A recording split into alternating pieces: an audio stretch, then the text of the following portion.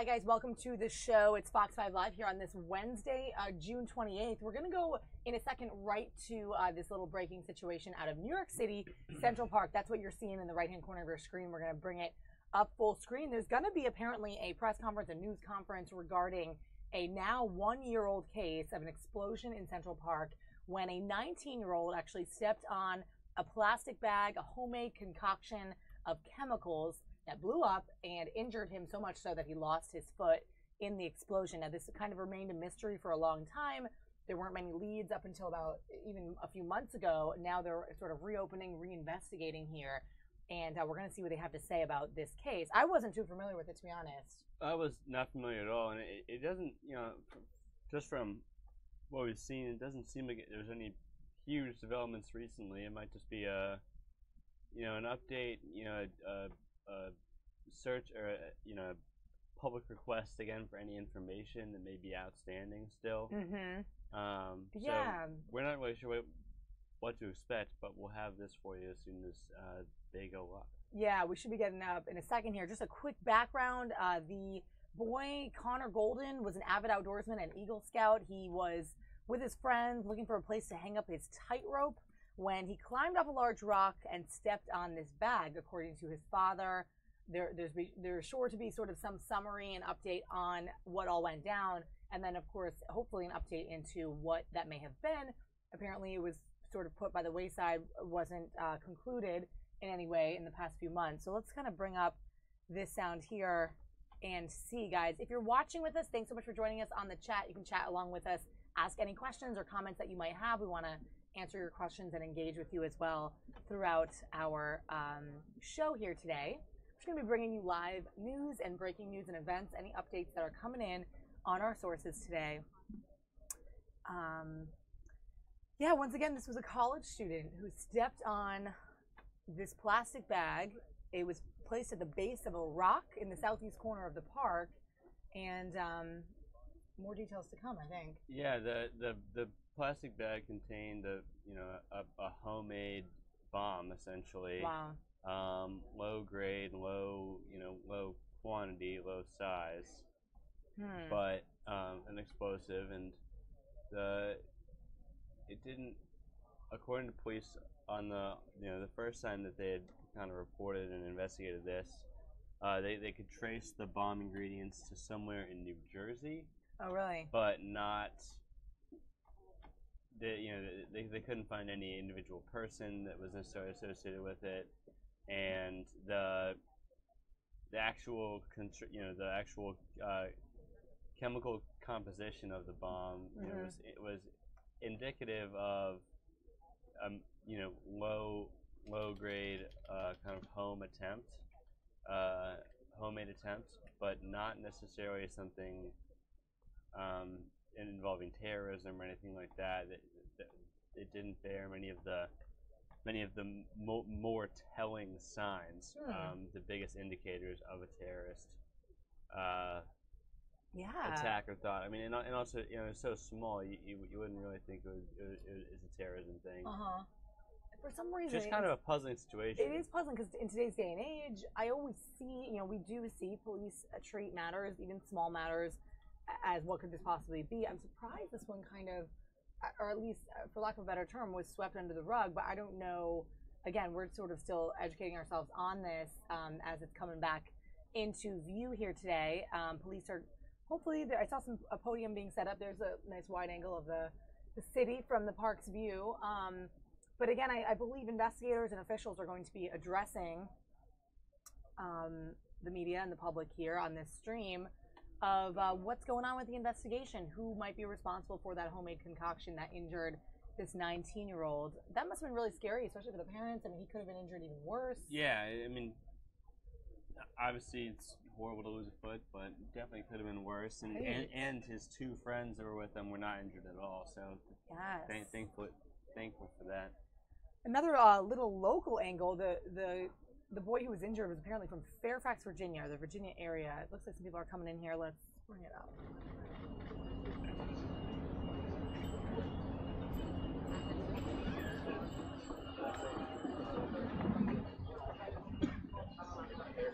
How are you, Jane?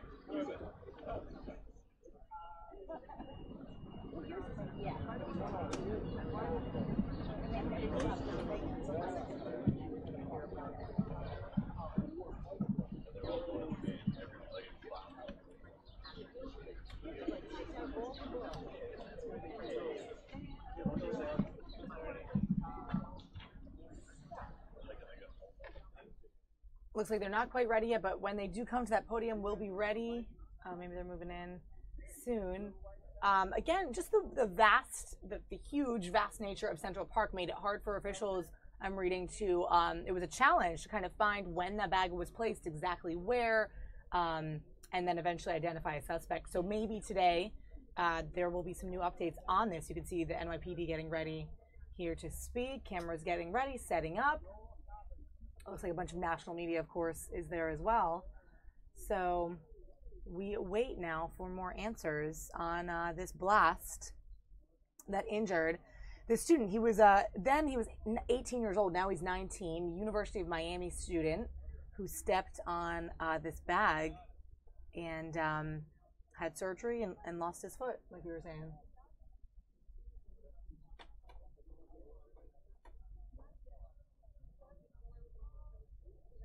Yeah, we're reading. It was more of a substance, some type of mixture in the bag that made it explode. So this will be interesting to kind of see what we find out from this. Looks like our feed just went black, but hopefully we get it back shortly.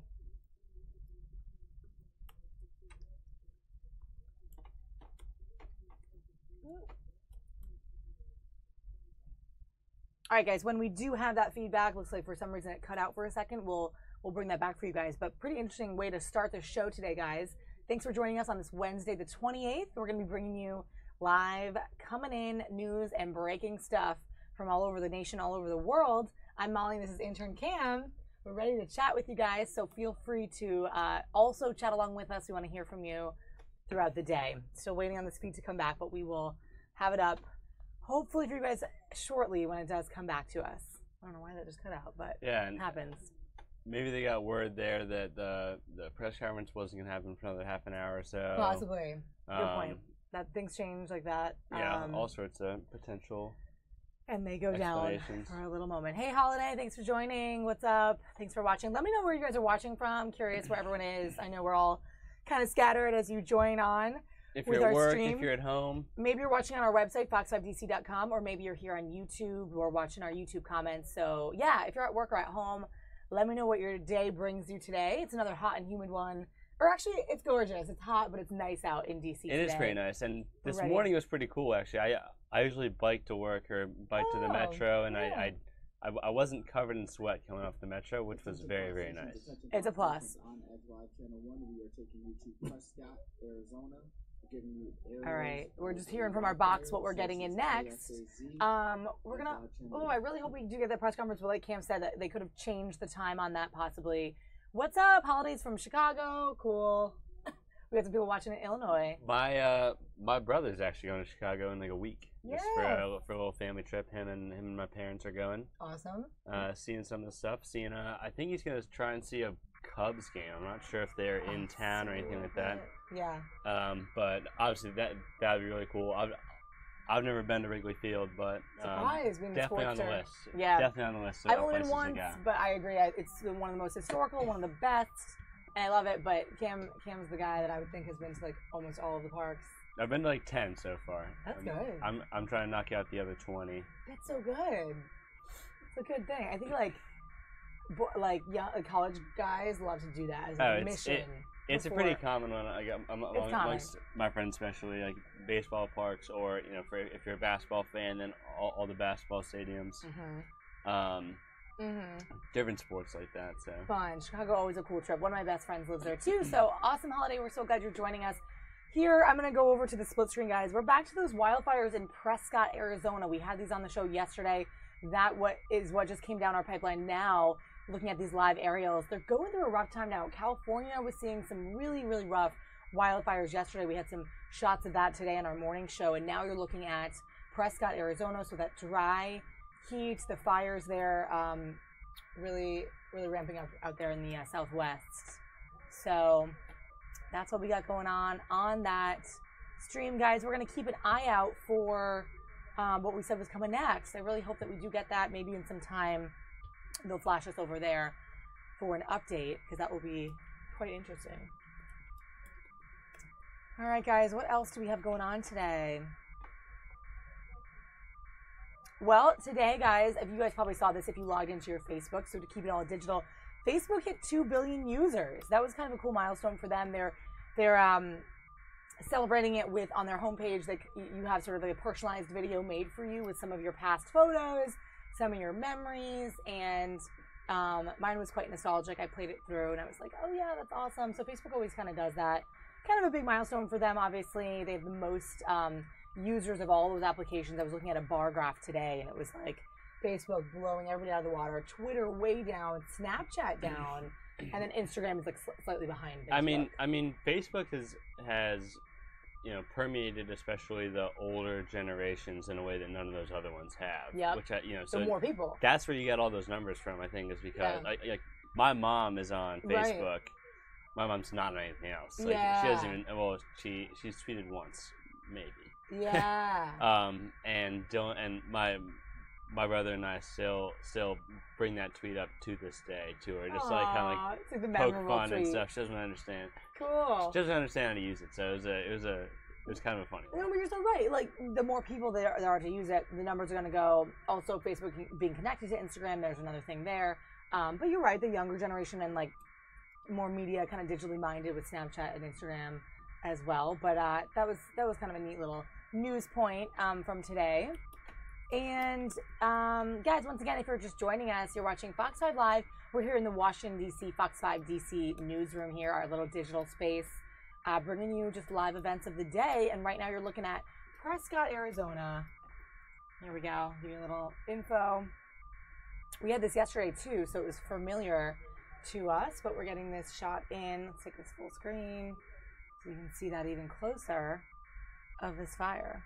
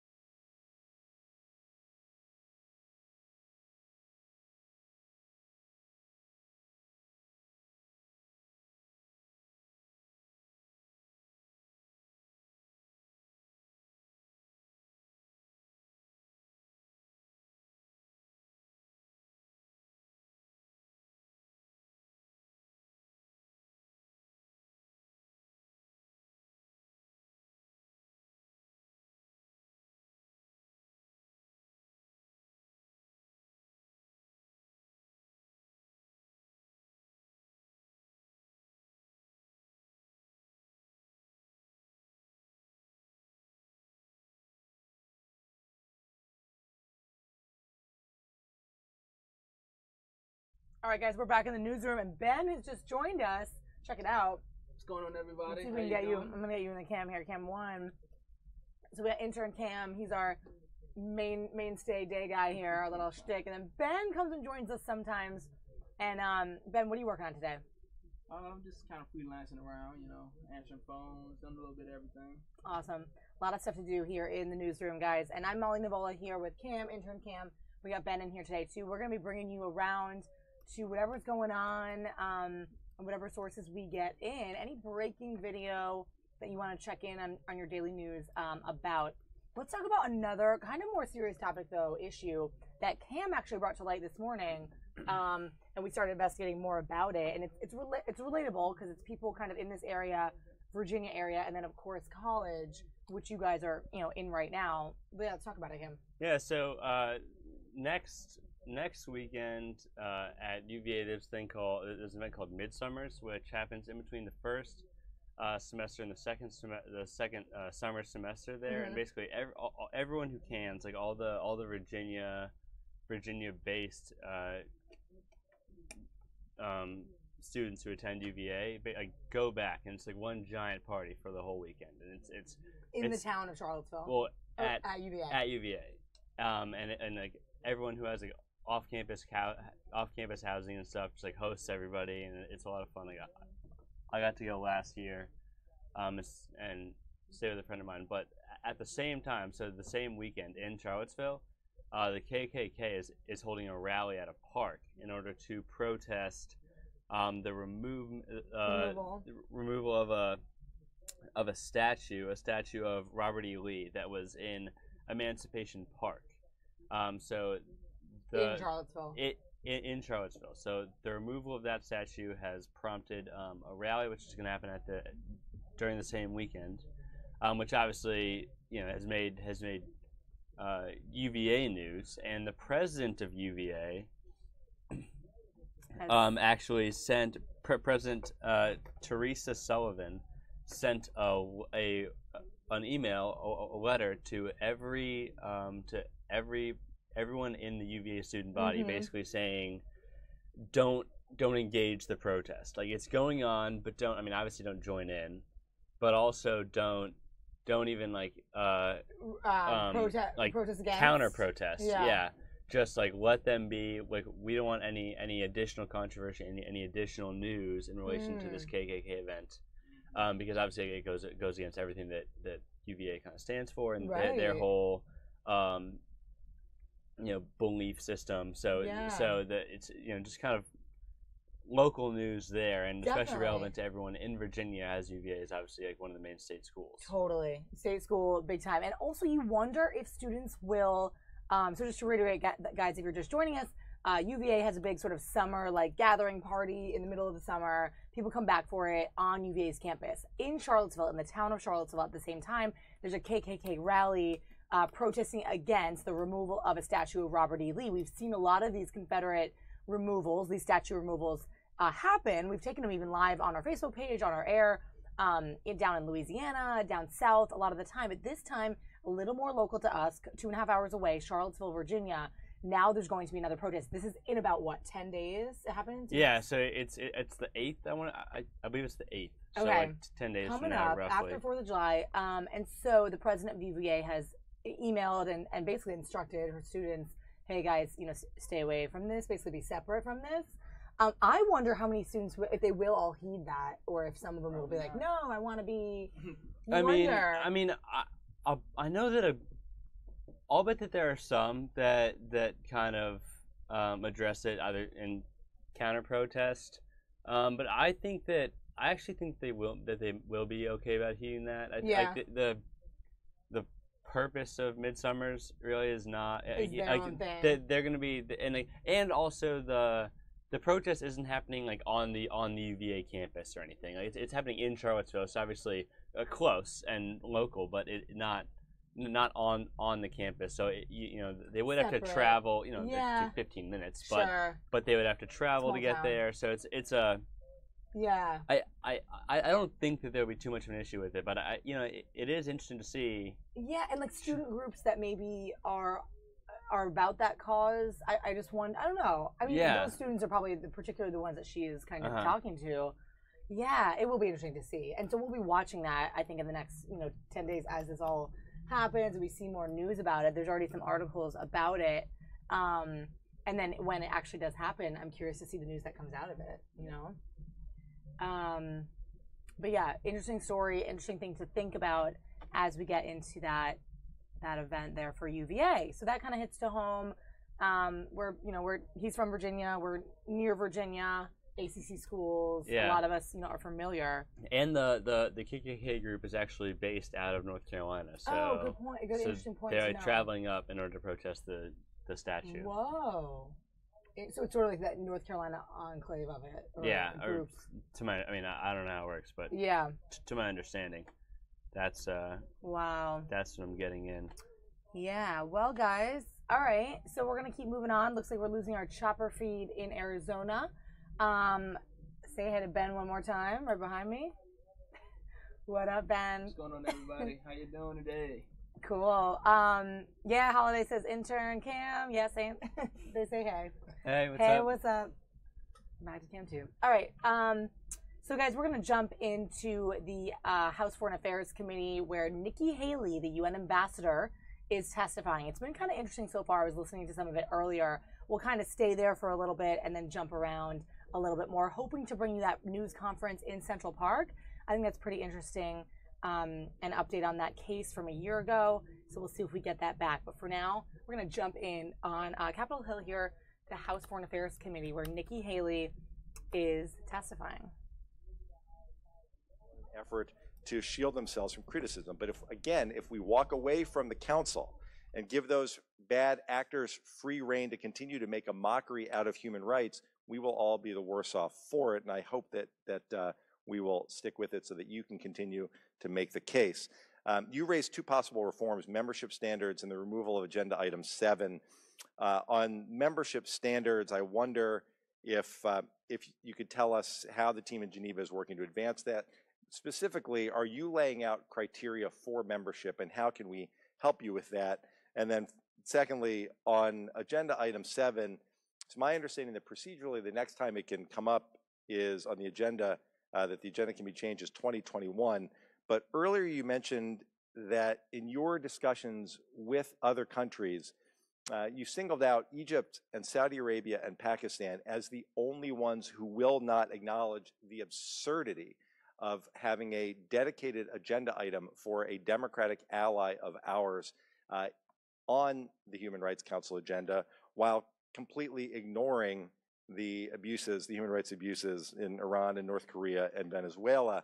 So my question to you on that is, given that those countries are the ones who object, and given that this administration at this moment has a lot on the table with those countries, have you spoken to the administration about using all of its resources with the Saudis and the Egyptians and the Pakistanis to help them understand why it's in their best interest to partner with us to make the Human Rights Council a place that actually can be respected? And if so, what steps have they taken? Okay, thank you. In reference to Bob Levinson, we'll never let that go. I mean, that's something that I think sits on the hearts of many Americans wanting to see him and his family reunited. And so, yes, we're going to continue to keep up the pressure on that. In terms of the budget, I want to be a conduit in any way I can as you make your decisions on where the budget needs to go, and let you know what I've found to be valuable, what I think is important. And we will continue to be a leader at the UN. I strongly believe that. And so we just need to decide what those areas are, and we'll continue to do that. In reference to the Human Rights Council, yes, we talked about competitive elections, because typically what happens is by the time the region decides who that person's going to be, they're already on the ballot and there's no contest. So we've got to look at the contest before. It's going to require more engagement, but it's going to have to be willingness by others. We know it can be done because Russia lost last time, and they lost because of their participation in Ukraine. So we've just got to kind of learn from that and say, okay, how do we continue to bring those things up? So we are working not only with the Human Rights Council itself, but we're also trying to engage in the General Assembly, and maybe seriously look at using UNGA in September to bring that more to light and see what we can do there. I know Agenda 7 doesn't come up until 2021. We're not going to wait that long.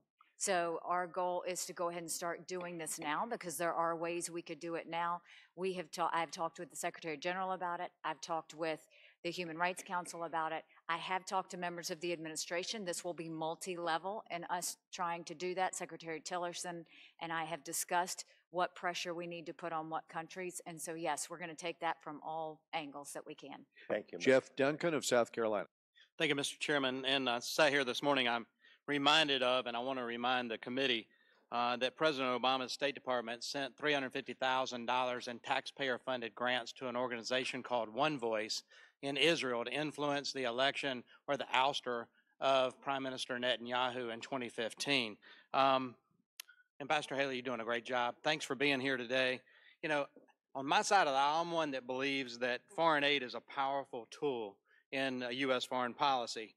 And I get a little more than chagrin when recipients of large amounts of U.S. foreign aid don't vote with the United States at least half the time in the UN. If you really look at the voting records of countries like Haiti, which was a huge recipient of U.S. foreign aid, and back when I did the research in, I think, 2012, they were voting with us like 18% of the time.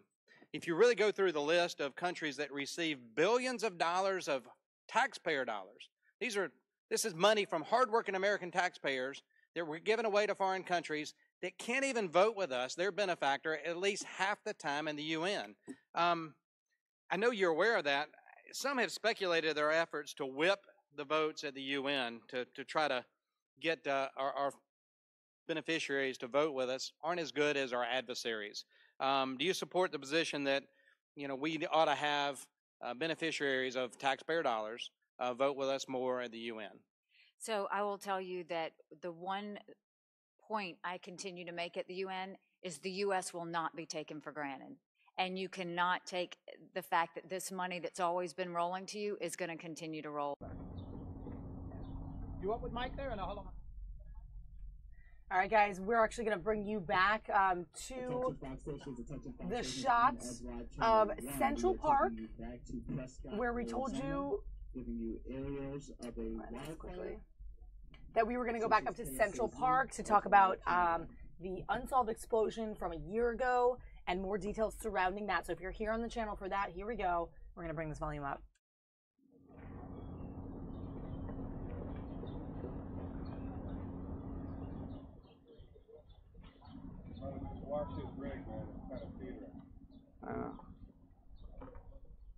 All right, wasn't quite sure when they were starting, but we are back here on the scene there. So let's go back into the context of what was going on here. Detectives are investigating a 1-year-old case where a boy, 18 years old then, now he's 19, stepped on a plastic bag of some type of substance concoction that made it blow up, and it injured him. He had to lose his foot over it.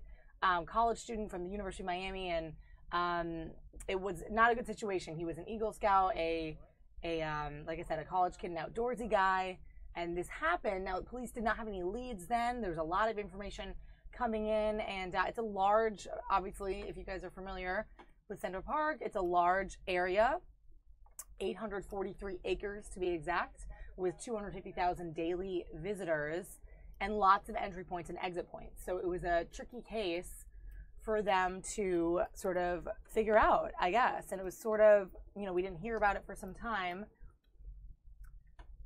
And it happened, again, about a year, so in the July 4th kind of time frame. So there was, of course, questions about holiday fireworks and whatnot. Everyone was perplexed. And hopefully now they put some of those details to rest, and there's some type of conclusion, but we don't know. We've yet to kind of hear. Hopefully we get all that information now. I'm still not totally sure what exactly, what more we're going to learn. Like what would have changed in what Unless seems somehow to they be have a kind of a suspect. cold, yeah. If it's cold, yeah, maybe it is for a long time going to be. We don't know. No, not. We're just going to stick with this because we really got other. Just get ready. I was going to stick with it. It's a good background. Yeah.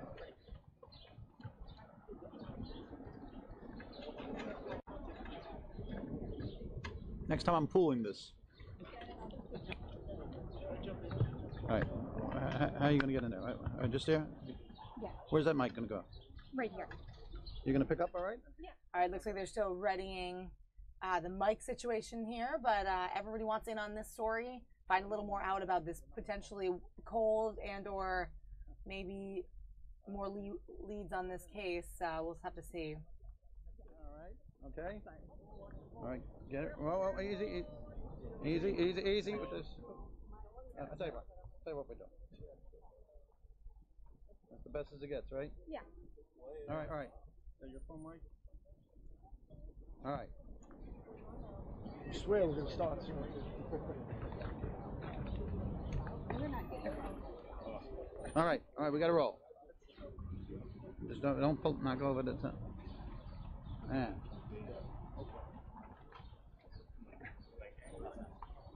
Okay. All right. Going once, going twice. All right, that's it. Mike, don't worry about that. All right. I'm going to get it anyway. All right, folks. All right, heads up, all right? Thanks. Yep. Who said we're not drinking?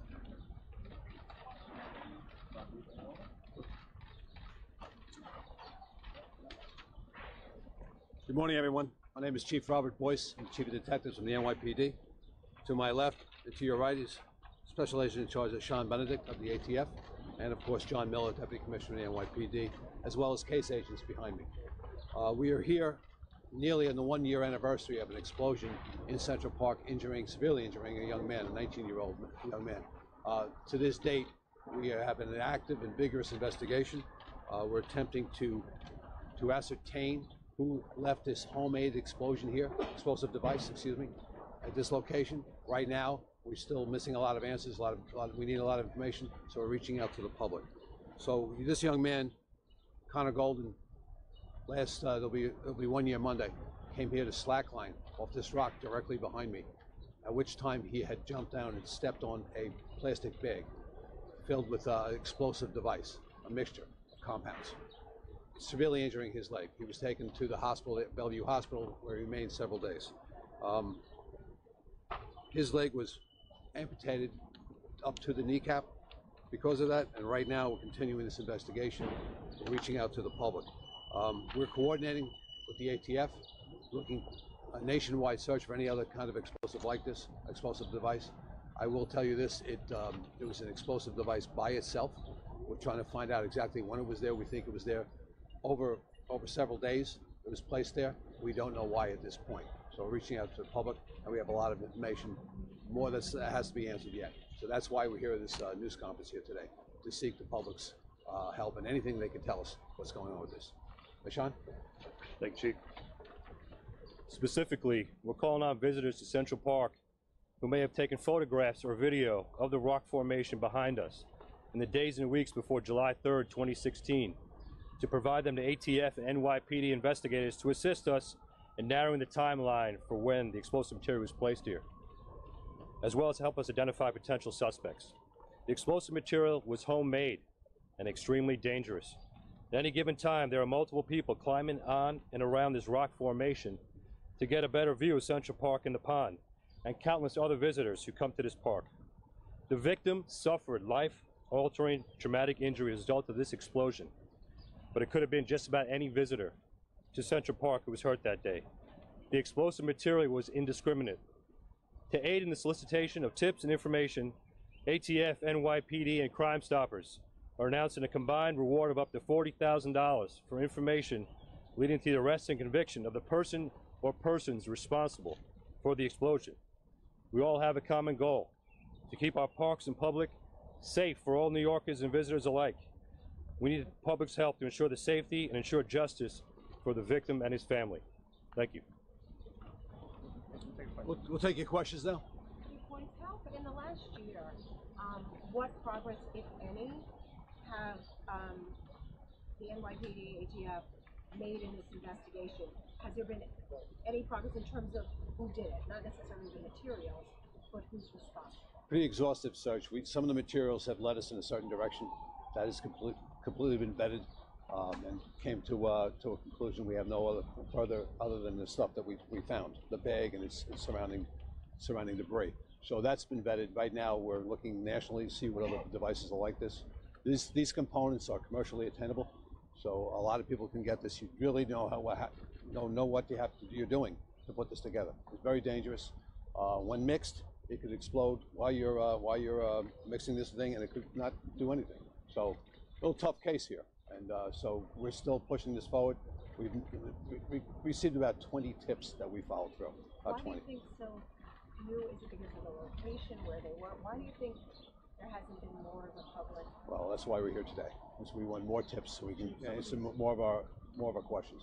Chief, some of these components have been seen in other major incidents around the world. Have you or the ATF through your search and what you've looked at, have you found this explosive anywhere else in the United States?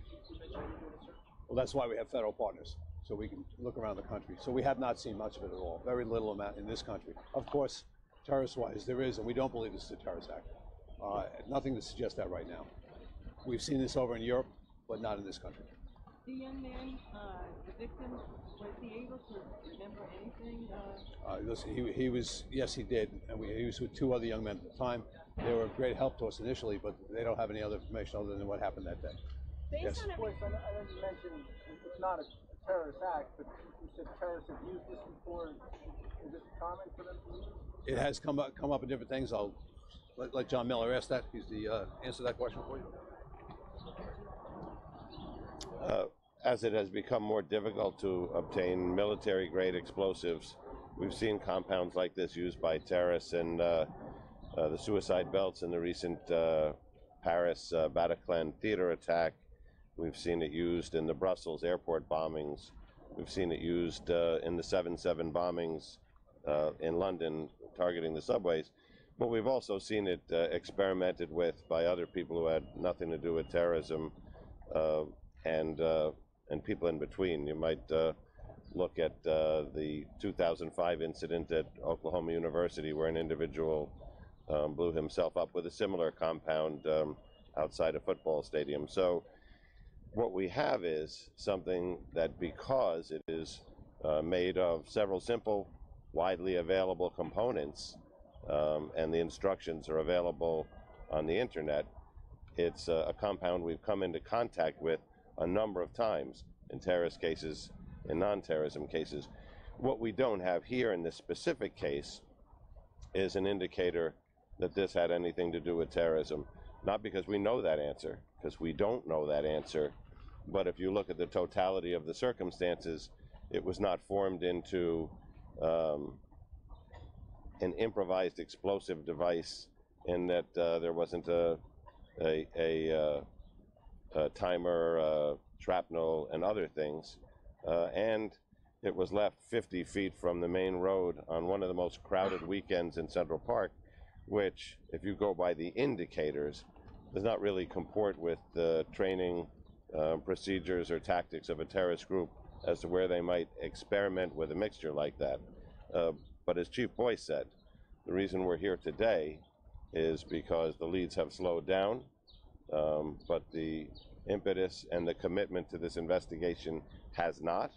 So what we're asking the public for, in conjunction with our ATF partners, is to generate more leads if possible, so that we can get to that very answer. So do you have any idea, Chief, of what kind of person you're looking for here? I mean, well, it's a person with some kind of chemist background, obviously, to know how to put these two together and bring them to this location. So that's just basically, we have no pedigree at all.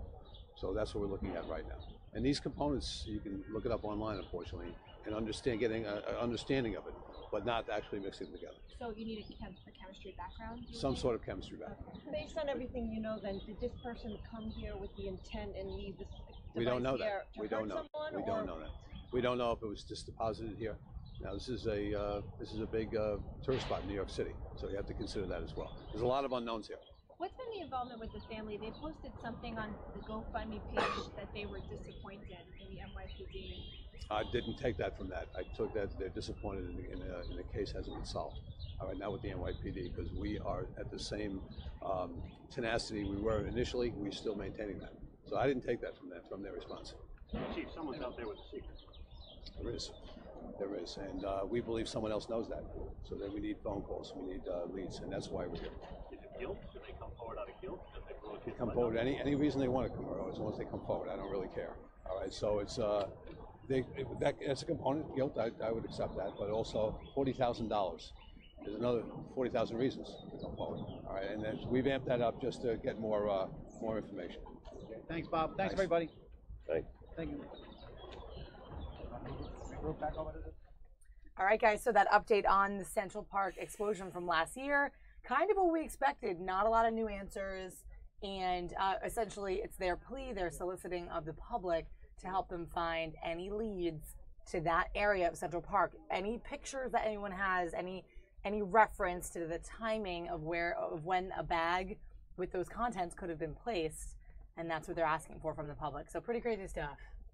Yeah, I mean, and I thought it was interesting that they kind of repeated saying it wasn't really consistent with how they would expect a terrorist to act. Like one small bag by a rock in Central Park. And obviously not a very high volume, like high.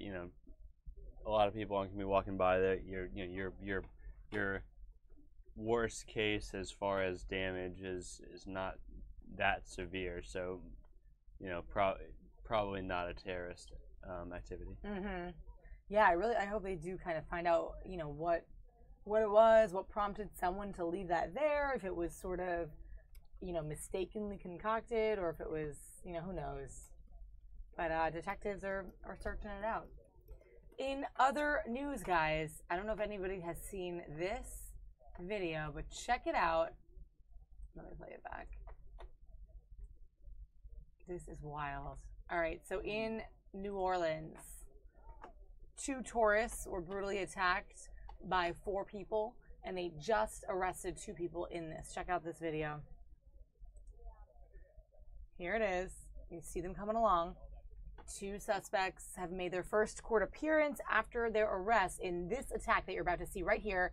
4 people jumping these 2 guys, putting one of them in a chokehold, one of them bloodying him, really pushing him down to the ground. He hits his head, and they rob them. And the police were able to make 2 arrests on this. Isn't this crazy? This is a wild video. It's 2 minutes. The suspects that they found are 21 years old and 18 years old. They're facing second-degree robbery charges, and they're looking for the 2 other guys. But it's 4 men who brutally attacked tourists walking in the French Quarter in New Orleans. Pretty scary, because we know a lot of people go down there as tourists, obviously. And they rob him. 2 other people walk up to try to help after, which you'll see. Look, this is so scary. He's looking for his stuff. Oh my gosh. Finds his glasses, crawls over to the other victim. And you can see blood on the ground there by his right shoulder. Yeah, that's a lot. That's bad. Yeah, there's a lot of blood there. Like as if he hit his head. He's trying to get help. I feel like he hit his head on the concrete. This guy's calling 911. Looks like, yeah. So it looks like the report is that they took the victims' cell phones and wallets, and the victims were from Boston, attending an annual religious meeting apparently down there. Attention Fox Station, attention Fox Station. I'm Ezra Tennessee. We're going to take you back to UN Ambassador Nikki Haley's testimony. So this is the video, guys, down in the French Quarter. You can see the people start to help them out. And again, police have made 2 arrests in this. They're looking for the other 2 suspects, but this video has been going around, and we've been kind of reading the report on it. So just wanted to bring you guys that. Very involved in trying to empower women and dealing that. Looks like they finally get this guy. I hope they get him eventually help. Yeah, they do, but he was bloodied up for sure.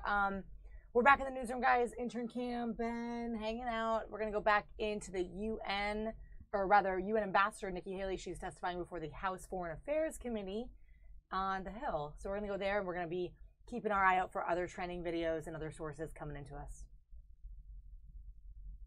Directly with Secretary Tillerson and coordinate and have conversations. How frequently do you have the opportunity to converse or stay in touch? So because I'm a cabinet member, I primarily work with General McMaster at the NSC, and so we work with his staff quite a bit. With the hirings at the State Department, we have nothing to do with that, so I've focused on the hirings at USUN. We have, up until now, saved $500,000 compared to this time last year just by cutting overtime and trips and, certain things, but our experts there are fantastic. But it hasn't inhibited you in terms of your communication with the Secretary or back and forth, that lack of staffing? I work more with the NSC than I do with the State Department. I see. Do you have occasion to work with the President's senior advisor because he's so involved in, right now, in Middle East issues? Mr. Kushner, have you talked and engaged with him? How frequently do you talk to Mr. Kushner about these international problems? It depends on what issues he's working on, but I've talked to him certainly before I went to Israel to look at the UN programs. I always download them on what the trips are. They let me know if there's any issues. But with the UN, I primarily work with Secretary Tillerson or General McMaster. But if Jared has a certain question or a certain issue that he wants to discuss, then he will call me. What is your view of his role? I think that, when it comes to the Israeli-Palestinian peace process, I think he's being very effective in terms of, when I was there, there's hope. I felt it, both sides realize they've got to come to the table. Both sides realize something needs to happen. I think he's handled it respectfully, and I think he's handled it aggressively. So that's really the one thing I've worked with him on. And I think that on any other issues that he works on, I'm not as sure because we don't have as much. I know that he was very involved in the trip that the president made, you know, to the area, and that was extremely effective because I was in the area and it was very well received. Well, thank you. I just had one other quick question because my time is running out. Yes. With Qatar and the blockade, what's your position on that? There seems to be conflicting positions within the administration. I see it as an opportunity. We should take it as the opportunity that it is. It's a good chance to tell Qatar, quit funding Hamas, quit doing these things in Gaza that they're doing. You know, let them know that they have been funding groups that are going towards that terrorist activity we don't want to see. But at the same time, go back to Saudi Arabia and say, look, you can talk to them, but at the same time, you've got to cut this out. You've got to stop doing this. It's an opportunity to kind of hit on both of them, I think. Yeah, well, thank you for coming here, and I hope we have the opportunity to have you back here again. I appreciate your service. I yield back. Ron DeSantis of Florida. Welcome, Ambassador. Thank you. Before you assumed your position, the UN passed Resolution 2334, really disastrous resolution, frontal attack on Israel. What is your understanding about the role that your predecessor played in facilitating that? Well, I made sure to every member of the Security Council to let them know what a kick in the gut 2334 was to the people of the United States. And was that view a change from what they had been told previously with the previous administration? There was some who were apologetic. There were some that were resentful. There were some that acted indifferent. But yes, they did let me know that this was U.S.-led and U.S. pushed, and that only made it worse. No doubt. So the question is that, do we have an opportunity to repeal that or reverse that? And if not, why should the American taxpayer fund an organization that of their 24 resolutions, 20 of them were dealing with this one tiny, the only Jewish state, the state of Israel? I can tell you it's been nothing short of abusive what has happened to Israel. And the only thing I can compare it to, it's like the kid bullied in the playground. They did it to make themselves feel better. They did it because it was in habit. They did it because they could. I think that what I will tell you is we put them on notice the very second I went to my first hearing because I could not believe how abusive it was. So you think the American taxpayer has a right to expect changes at the UN in order to continue to and send they money? all know not to talk about 2334. Very hard to repeal now that it's done. But what we will do is call them out anytime this happens. And we have seen a decrease in that rhetoric. And in this last Israel bashing session, which they do every month and have for the last 10 years, it was the first time that they actually, the majority of the members, just pushed the peace process instead of bashing Israel. So there is a change, but there's a long way to go. And I appreciate your leadership. We also can take other actions. The president, when he campaigned, promised to move our embassy from Tel Aviv to Jerusalem. I've gone over there, looked at sites it can be done. Do you support doing that? And are we going to eventually do that? I've always supported the embassy move, and I believe the president supports it as well. It's not about if it happens, it's about when. But I hope it's soon, because I think it would be great if we could do it now. There's an issue of we have Americans that were born in Jerusalem. When they go to get passports, the State Department does not allow them to write Israel, Jerusalem, Israel, because they claim that that's disputed and it's not the capital of Israel. Can we get relief for some of those? I mean, would you favor that, allowing Americans born in Jerusalem to just have Jerusalem, Israel, if they so choose on their passports? I'm not aware of that, but I'm happy to talk to the State Department about that and see what it would take. Muslim Brotherhood, is that part of the solution in the Middle East or part of the problem in the Middle East in your view? And if it's the latter, should the U.S. designate them as a foreign terrorist organization? Guys, we just had a quick switch on this feed. Actually, we're going over now to another sort of protest / talk about Trumpcare, healthcare here in the United States. Big talker of the week, of course. We just learned that yesterday they were going to wait on that vote till after July 4th. Republicans knowing they just don't have the votes for it. But we've been hearing from a lot of people, especially on the anti-side of this GOP healthcare bill. A lot of faces, a lot of kids being brought into the mix, children with disabilities, people coming together to protest, including actually there's going to be a protest today outside of the Planned Parenthood or with Planned Parenthood as a rally tonight in the evening hours, so we won't have that for you guys live. But another one here, Senate Democrats here are prepared to talk about the same thing we've been hearing about healthcare. This time it's going to be presidents of the American Academy of Physicians, pediatrics, obstetricians, and gynecologists. Those associations they're going to hold this press conference to outline their opposition to the GOP efforts to pass their Trumpcare bill and repeal Obamacare. So as much as this kind of gets stagnant, it's sort of still a steady stream and theme, I guess, of the week that we have coming in. So we're going to jump in there shortly.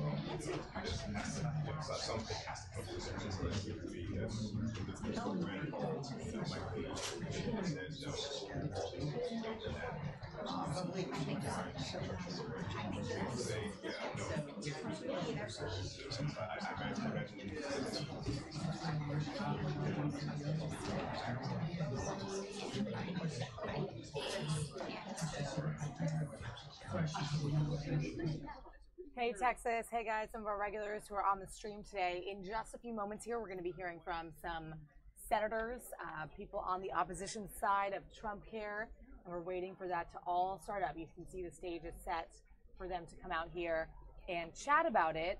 They'll be outlining their opposition to the bill in more detail. A group of physicians as well joining the senators, and yeah, we'll go from there, guys, and then we'll keep you jumping around to some of the live stuff of the day. Let me know any questions if you have any comments. Join in with us here. We'll be starting this up in just a few moments.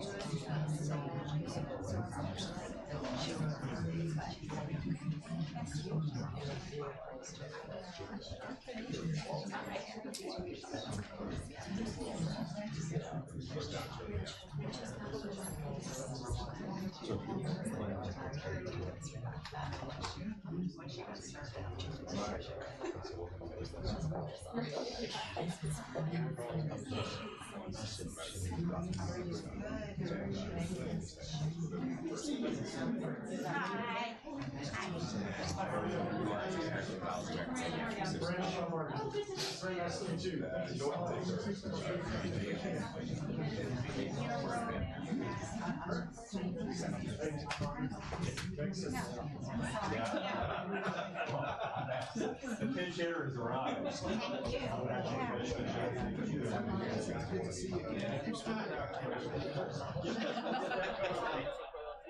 we come into this, guys, we're going to jump around a little bit because it doesn't look like it's starting up just yet. But we have President Trump in the White House on some tape playback that I'm going to bring you, meeting with some people on energy. So let's go there in the meantime. And Bill Walker, along with state and tribal leaders from around our great country. I'd also like to thank Secretary Perry and EPA Administrator Pruitt, both here also, for their work to help the United States achieve true energy dominance, and that's what's happening. We've made so much progress with respect to energy just in the last 4 months.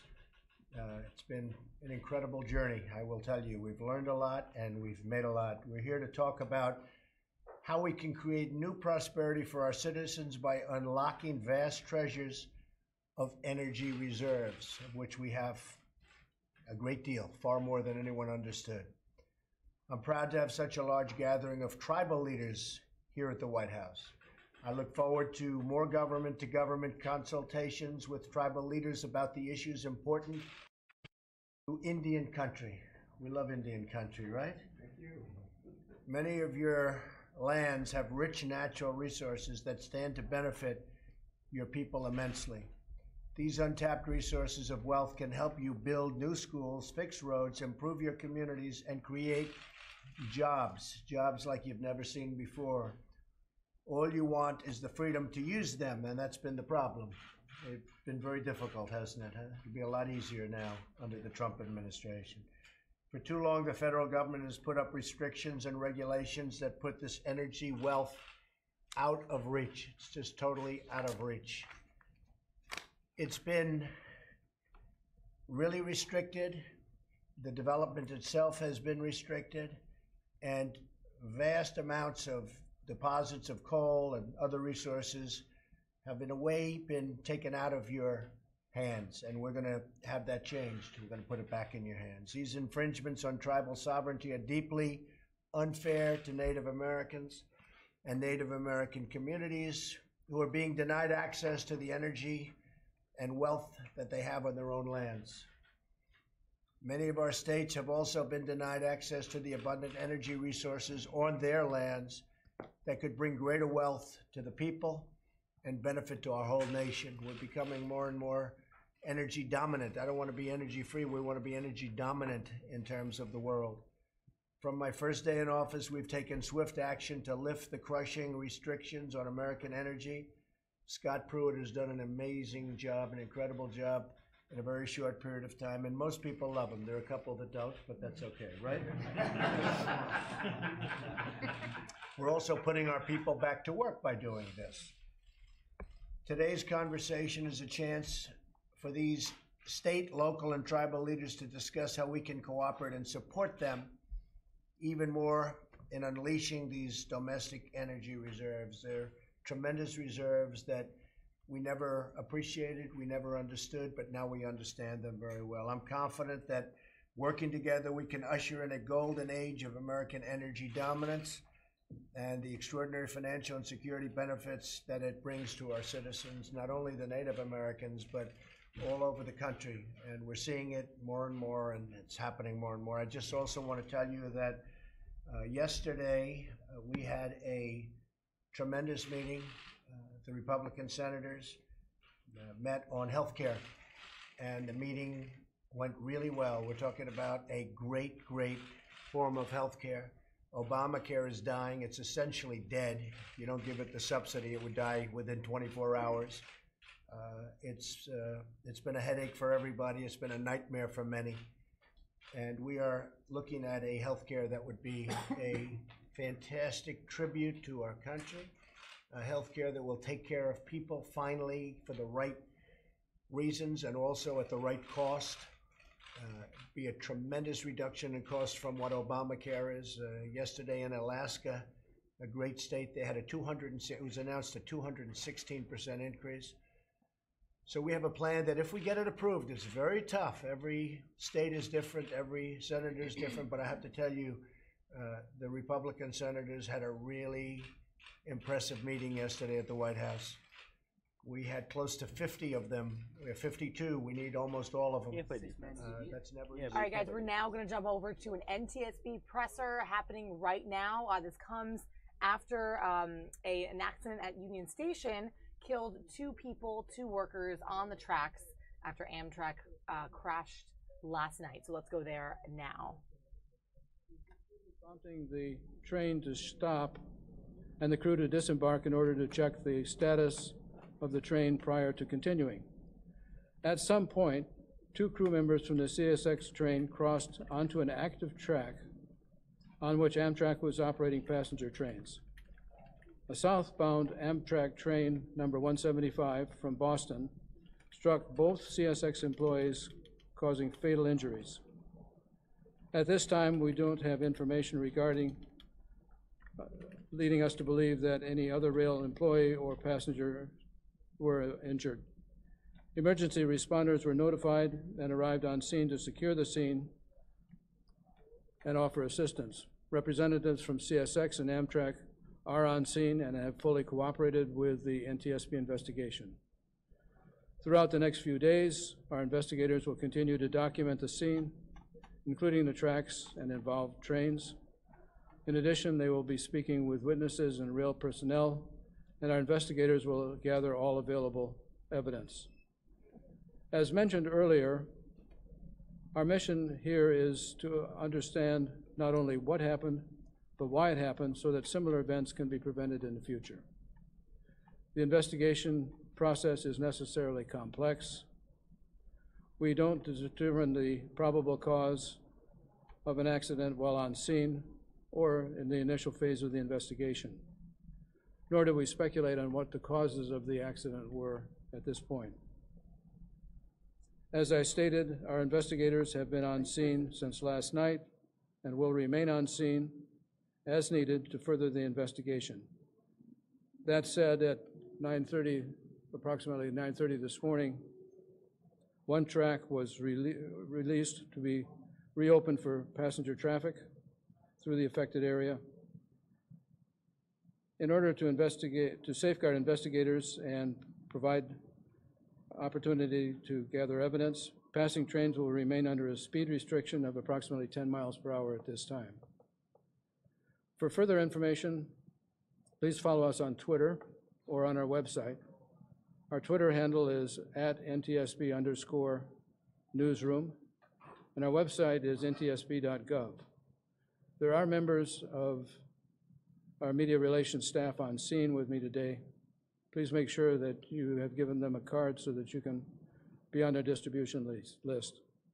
With that, I'll take the opportunity to answer a few questions. Doctor, an Amtrak passenger told me on that train that he felt the impact and then the train broke. Is there any indication that the Amtrak engineer or conductor saw the CSX workers on the track?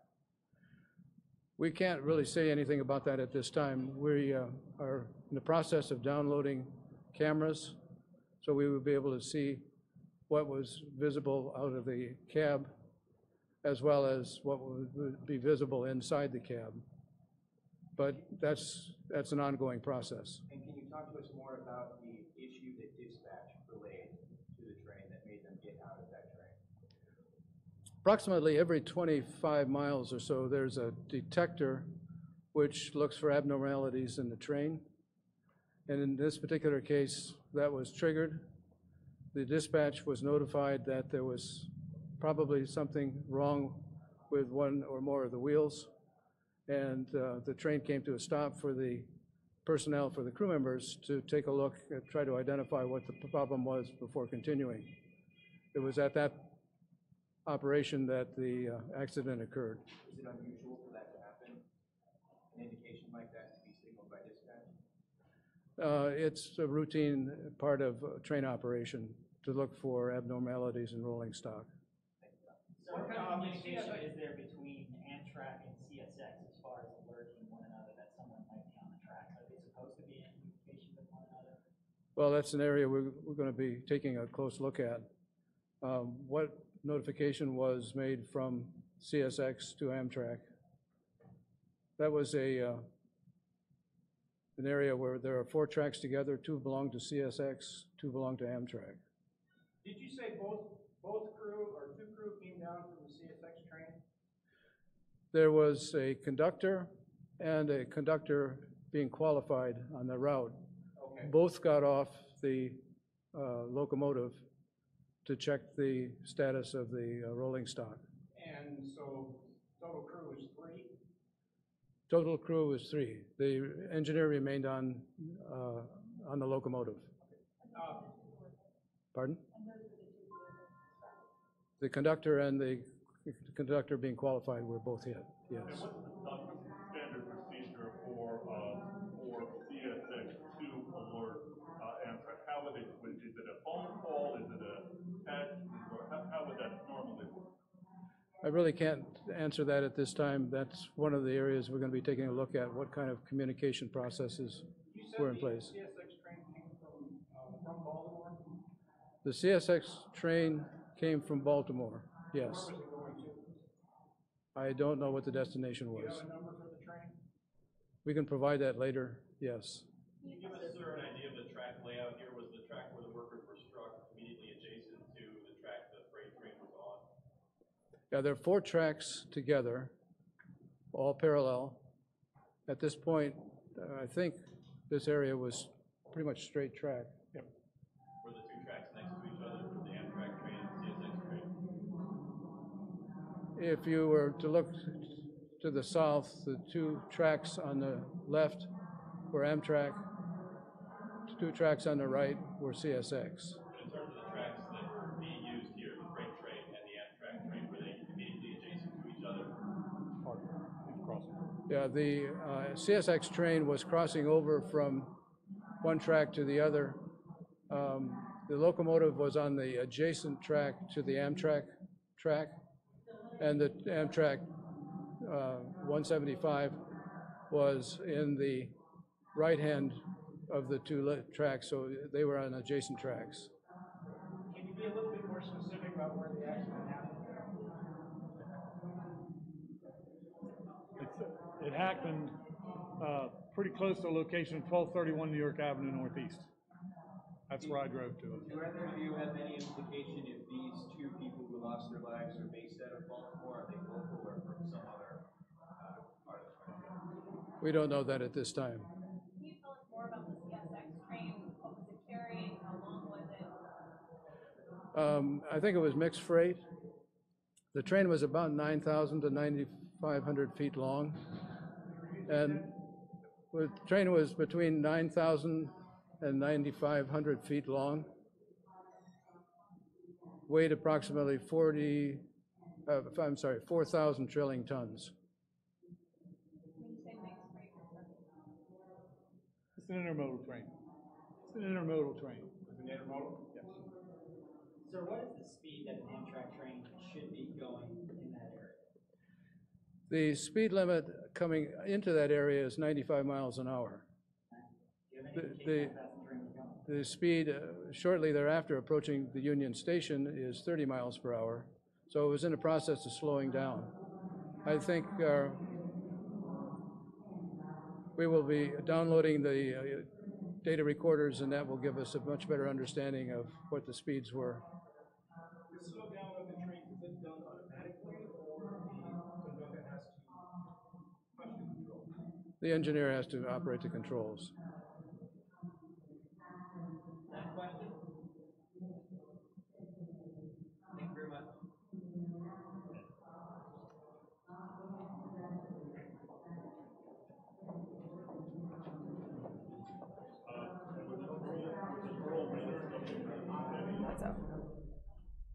All right, guys, we're taking it back here inside the newsroom. Thanks for joining us on the stream. Guys, that was an NTSB presser regarding last night's crash that left 2 CSX train employees dead. Now, according to that presser, we were kind of watching and listening in. There's still a lot of questions to be had. There's still an investigation ongoing about this accident. Always a scary thing when something happens with Amtrak. Amtrak, you know, a valued transportation service. It's national. It's a big thing, especially here on the East Coast. And so definitely it made big headlines this morning. It was probably one of the bigger things this morning. So that is ongoing. We're going to hopefully find out more as that goes on as to what, you know, can be done to prevent that. Maybe something happened inside that we're not aware of. Sounds like they're still investigating all of that. Thanks again for joining us, guys. Texas, good to see you. Thanks for chatting with us and commenting on my cool interns here, Intern Cam and Ben in the back. Right now on the bottom of your screen, you're looking at senators talking about Trumpcare. It's still ongoing, guys. They are talking about the opposition to Trumpcare with some other, with physicians, obstetricians, gynecologists, everyone behind them. And we're going to go there in just a second here. But just wanted to check in with you guys inside the newsroom. And we'll take you around town, around the nation for what's going on. We'll take you inside the Senate chambers later on as well. So let's bring up the sound on this and see what they have to say at this news conference here with Democratic senators and physicians. Prices too high. Count us in on fixing that. There are people with out-of-pocket costs that are too high. We want to focus on that.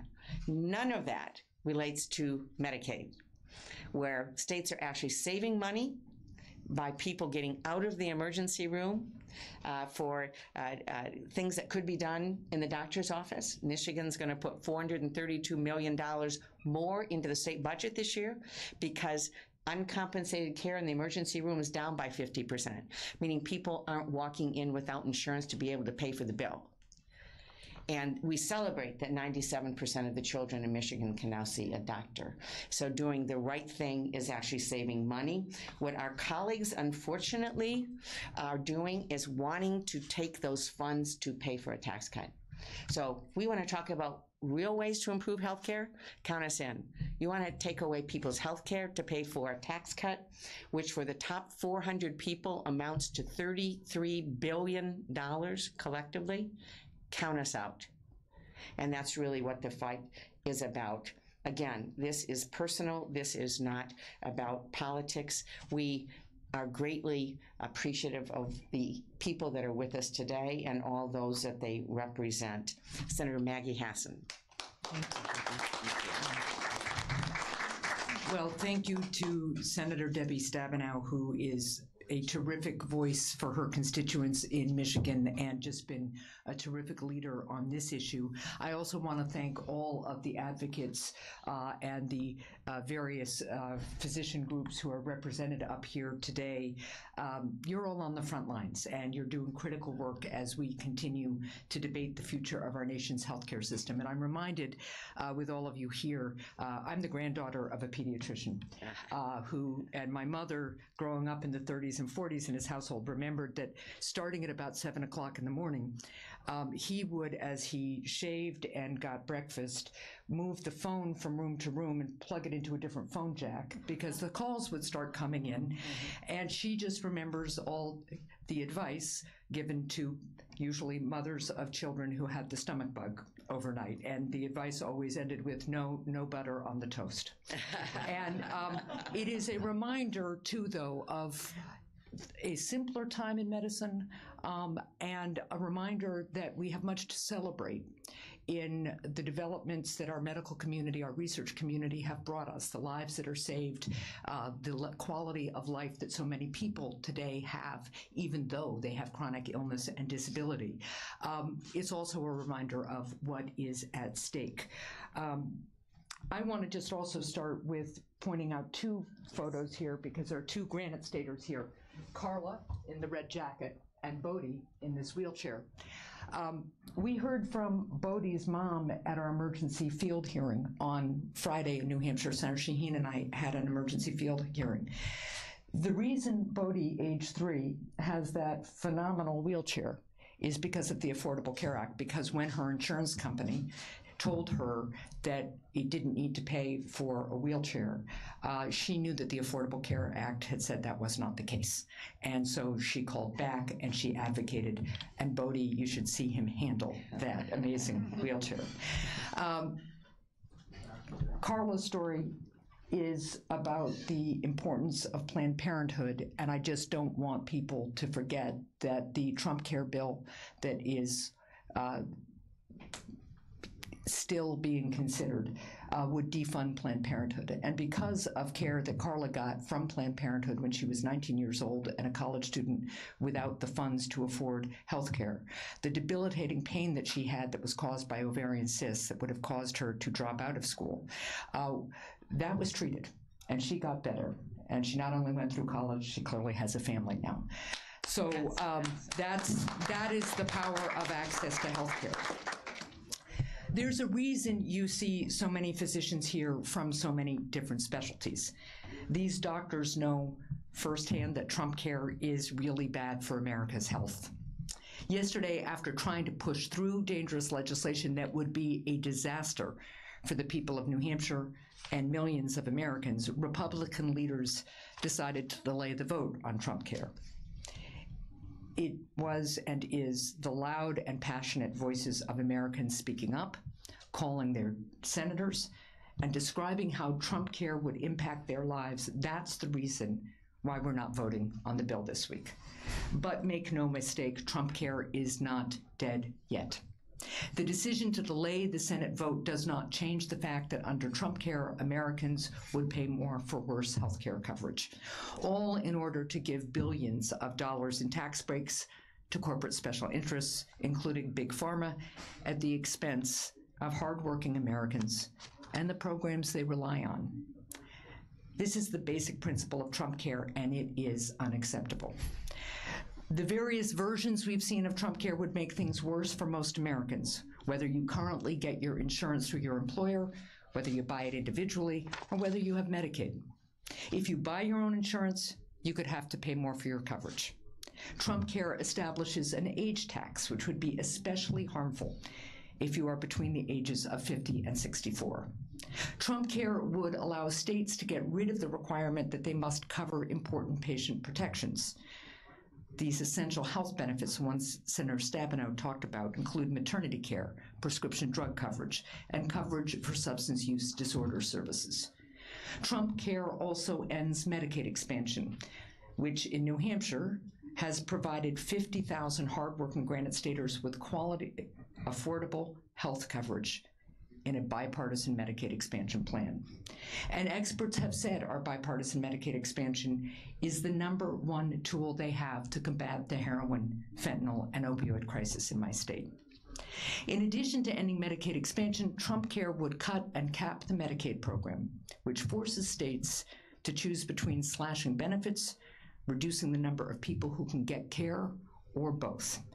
That would impact children, pregnant women, seniors who need home care or nursing home care, and people with disabilities. And Trumpcare would continue Republican efforts to roll back access to critical health services by defunding Planned Parenthood. We know the Affordable Care Act isn't perfect, but Trumpcare is not the answer. It's time for Republicans to come to the table in order to improve the current law, build on the progress we've made, and lower healthcare costs for all of our citizens. I'm willing to work with any of my colleagues on bipartisan solutions in order to make that happen. While my Republican colleagues have delayed a vote on this bill, this fight is far from over. And I'll keep working to ensure that Trumpcare never becomes law. I urge you all to keep up your efforts. Please do not stop opposing this bill. People have to keep calling, sharing their stories, making your voices heard, and your priorities heard as well. You know, Bodie's mother told us on Friday that he was about a year old when he got his diagnosis for a particular and rare kind of muscle degeneration. And she was with her husband in the hospital as they were getting the news. Her husband isn't from the United States. He's from, I think she said, Nepal. And he held her hand and said, you know what? This is tough, but at least we're in America. He'll get health care. That's what this is about. We're a democracy where everybody counts, and we can make sure that everybody gets health care. Thank you. Thank you. And Dr. Stein. Yes, Dr. Fernando Stein, American Academy of Pediatrics. So it's Mr. President. Thank you. That's a nice ring. Yeah. Thank you, Senators. Good afternoon. I am a pediatrician from Houston, Texas. I've been practicing pediatrics there for the past 40 years, and particularly in the field of critical care in the front lines of pediatrics. Today, I'm honored to speak on behalf of 560,000 physicians in the nation. That's shy of 60% of the physicians in the United States. There is 1 million physicians in the country, and the 6 organizations that are represented here account for 560,000, as I said. We are here with the American Academy of Family Practice, the American Congress of Obstetrics and Gynecology, the American College of Physicians, the American Psychiatric Association, and the American Osteopathic Association. Our organizations represent the nation's frontline physicians who provide the overwhelming majority of care to our nation's children, pregnant women, adult, elderly, and the full range of physical, mental, and behavioral conditions. Each day, the physicians we represent provide health care to patients in communities. All right, guys, we're back in the studio here for a moment, just to kind of dip out of healthcare a little bit, because we have a lot of stuff ongoing on the Hill. You can see I'm here with intern Cam. There's Ben behind me. Say hey to Ben. All right, guys, so some more breaking news right now in sports. Let's talk about it. Chris Paul to Houston.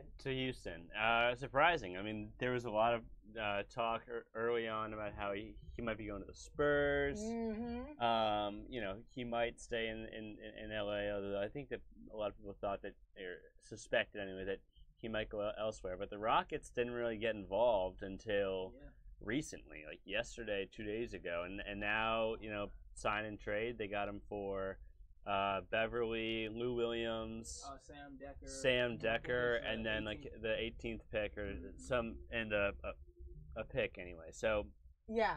So what does this mean now for Clippers fans? I know people are talking about this. Is this a really sad day for them? I think, I mean, this is definitely the end of an era. I mean, bummer. I saw a tweet a second ago, R.I.P. Lob City. I mean, the Chris Paul to DeAndre and to Blake, you know, and I think that this almost guarantees that Blake Griffin's gone too. Really?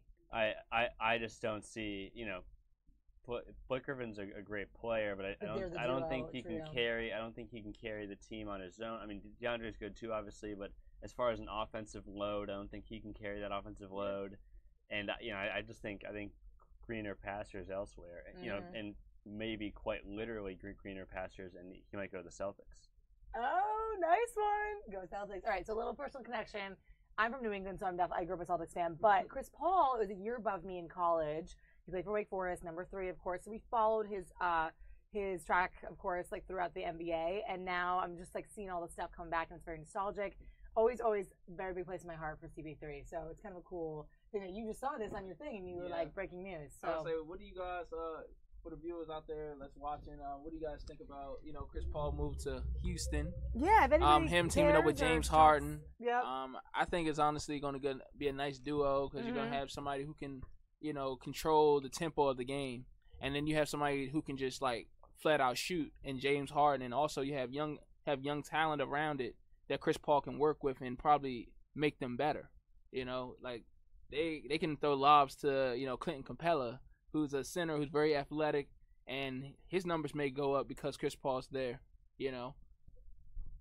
Yeah, I mean, I think no doubt Chris Paul is one of those guys, one of the really few guys in the NBA that adding him automatically makes everyone else on your team better. I mean, there's reason that he's up around 10 assists a game every single season. For what, like 10 years now or something like that. He's just been he's been one of the league leaders in assists and a very underrated defender. So I think that might be one of the one of the biggest parts of that pickup as far as the actual Rockets team goes, because I think that having a great defender to pair with Harden, who's obviously notorious for poor defense, could really be could take them to that next level. So now I guess then my question maybe you, Ben and Molly, I don't know, does this make the Rockets the second best team in the West? Oh my goodness! Do they jump the Spurs now? I mean, the Spurs, the Spurs definitely were, aiming for Chris Paul. Like Chris Paul did say, like the Spurs was a group that he wanted to go and play with, But now, it just changes. It's like a game changer now. Now it's like unexpected. Now the Houston Rockets are definitely a contender, especially with Paul being on the team. And then you already have guys that have been playing like well with each other. And once he understands how that offense works with him in the lineup, it's no telling where they can go. But I definitely think they definitely bump the Spurs right now because you think the Rockets are better than the Spurs? Yeah, they're better than the Spurs as of now.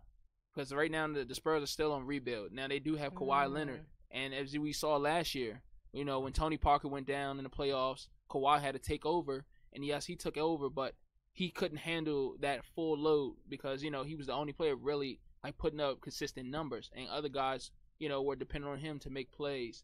And I'm gonna get a snap of this blockbuster trade. Snapchatting it, guys. Yeah, so guys, I put a quick picture up of CP3. There he is. This kind of just came out in breaking news. Chris Paul to the Rockets. So that's what we're chatting about. Yeah, the first of a couple big dominoes to fall. I mean, obviously, the Paul George saga continues. Let's go Wizards. In Indiana. Yeah, for local guys, the Wizards have been in the news recently, trying to get with John Wall especially, trying to talk up getting Paul George, trying to get him to push a trade to the Wizards. And then obviously Gordon Hayward and I think Blake Griffin both might sign elsewhere. So the Celtics are one possible landing spot there. The Lakers, especially with Paul George, are in the mix. So it'll be interesting to see what as the dominoes continue to fall in the landscape of the NBA continues to shift. Although, for all these moves that happen, to me it almost feels still like just kind of an interesting sideshow. I mean, I think it would still be surprising to many, unless maybe the Celtics picked up Paul George, if it was anything other than LeBron and the Cavs against KD, Steph, Draymond, and the Warriors in the finals again. So, but depending on where some of these pieces land, it might change, but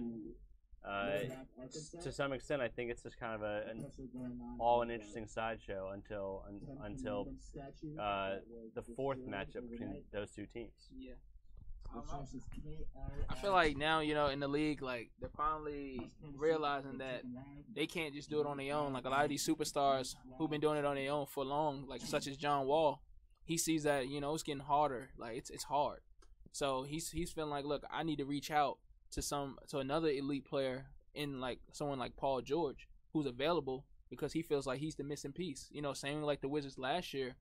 We're trying to, and other teams were trying to get KD. If KD came to our team, not saying that we would have made it past the second round of this year, but KD definitely would have made us much better, made us a contender. And I think that's something that a lot of the stars who've been alone and been loyal to their teams are trying to do now. Cool. Awesome commentating, guys. NBA taking the forefront here with this blockbuster trade. We're going to switch gears really quickly, guys. Take you down to Arkansas right now. If you didn't hear about this earlier today, within 24 hours, a controversial 10 Commandments statue or 10 Commandments sort of memorial type thing was put on the grounds of this Arkansas sort of field or building or area. And there's a press conference right now because a car drove into it overnight within 24 hours and damaged and ruined the Ten Commandments statue. So right now they're talking about it. Let's go down there. So from two different angles, this monument has always been allowable under current Supreme Court precedent, and you can go visit a Ten Commandments monument in Colorado today, in Denver, at their state capitol, and there are other places. That takes care of some of those initial issues that's been surrounding this discussion. But here's where we're at today. The gift of the Ten Commandments monument, which was made by the American History and Heritage Foundation, was effected yesterday. It became ownership of the Arkansas people on state capitol grounds yesterday when it was placed. At that moment, that was the fulfillment of Act 1231. And then less than 24 hours later, we now know, someone, I've actually read in some reports that's already been written, a person from Van Buren, Arkansas, drove nearly 200 miles, I guess, to this capitol in a premeditated fashion, actually Facebook Live videoed himself running over the monument and had posted comments about what he was going to do earlier.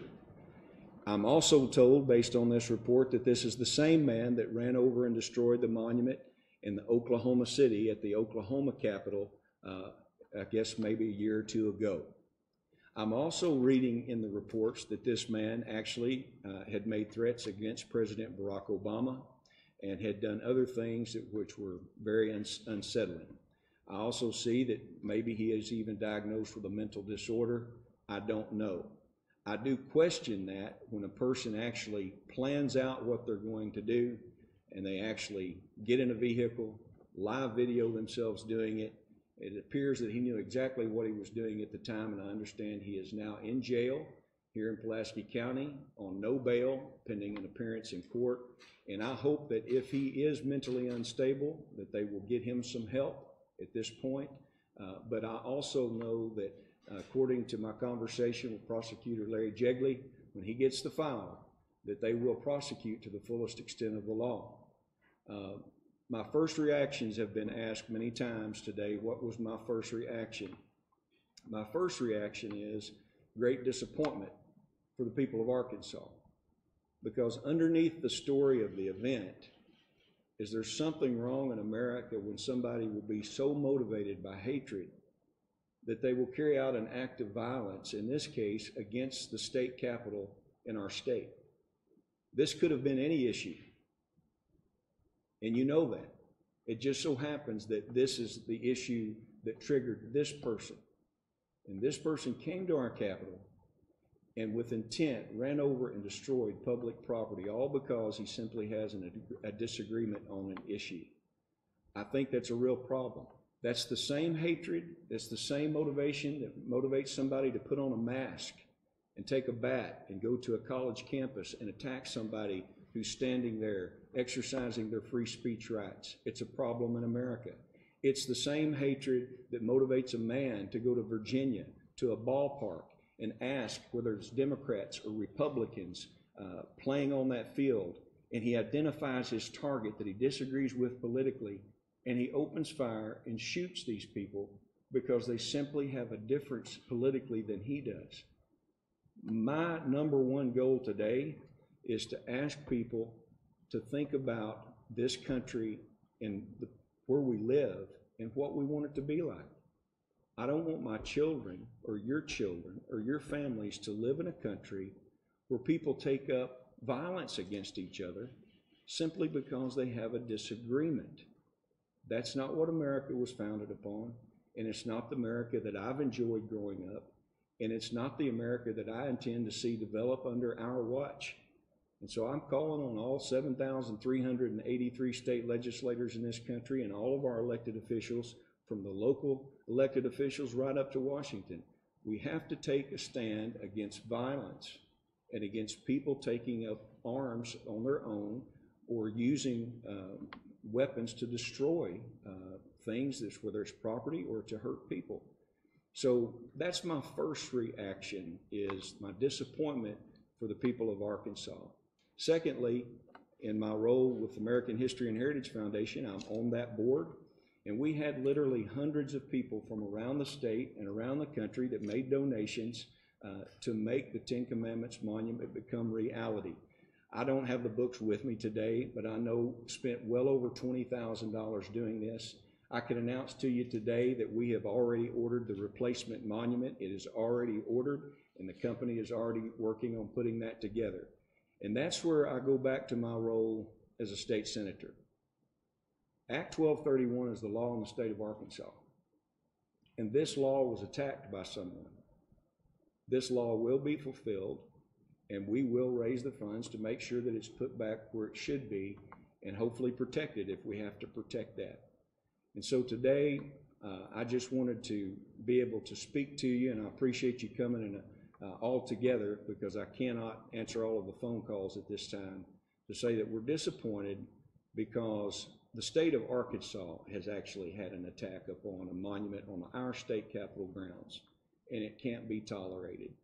And secondly, there's a much deeper story in this, and that is how we interact and how we discuss things in this country and how we can be more civil about it.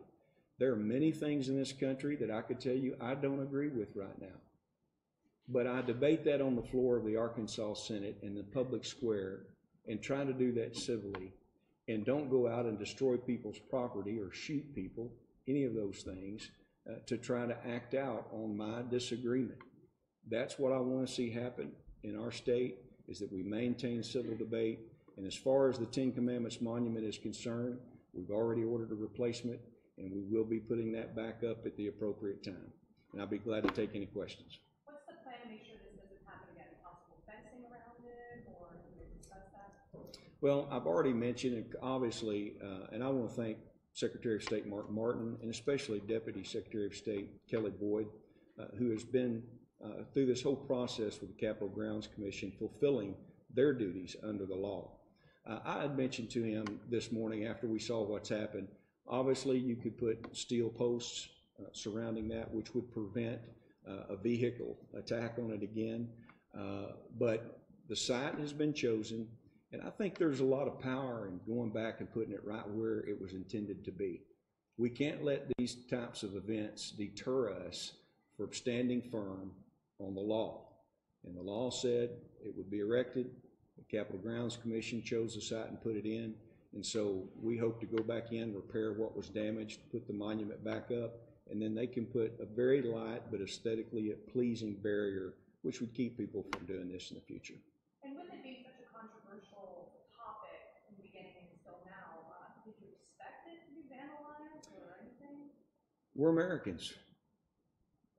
You don't expect in America, and shouldn't expect, that people are going to come and damage your property. This is the state capitol grounds. This is not a disagreement between entities or even political parties. This is a monument that was passed into law, signed by Governor Asa Hutchinson, and was put up to fulfill the law, which was to honor the moral historical foundation of law in this country. Our own U.S. Supreme Court has these 10 Commandments displayed, for goodness sake. So no, I did not expect that someone is going to carry out an act of violence. I live in Arkansas. But unfortunately, that's part of the greater story we're talking about. I refuse to let this become the new norm in my country and my state. I don't want us to have to live behind barbed wire and things where we can't enjoy peace in our community. And I refuse to let these acts of violence or things that, or people that do these things to change the community in which we live.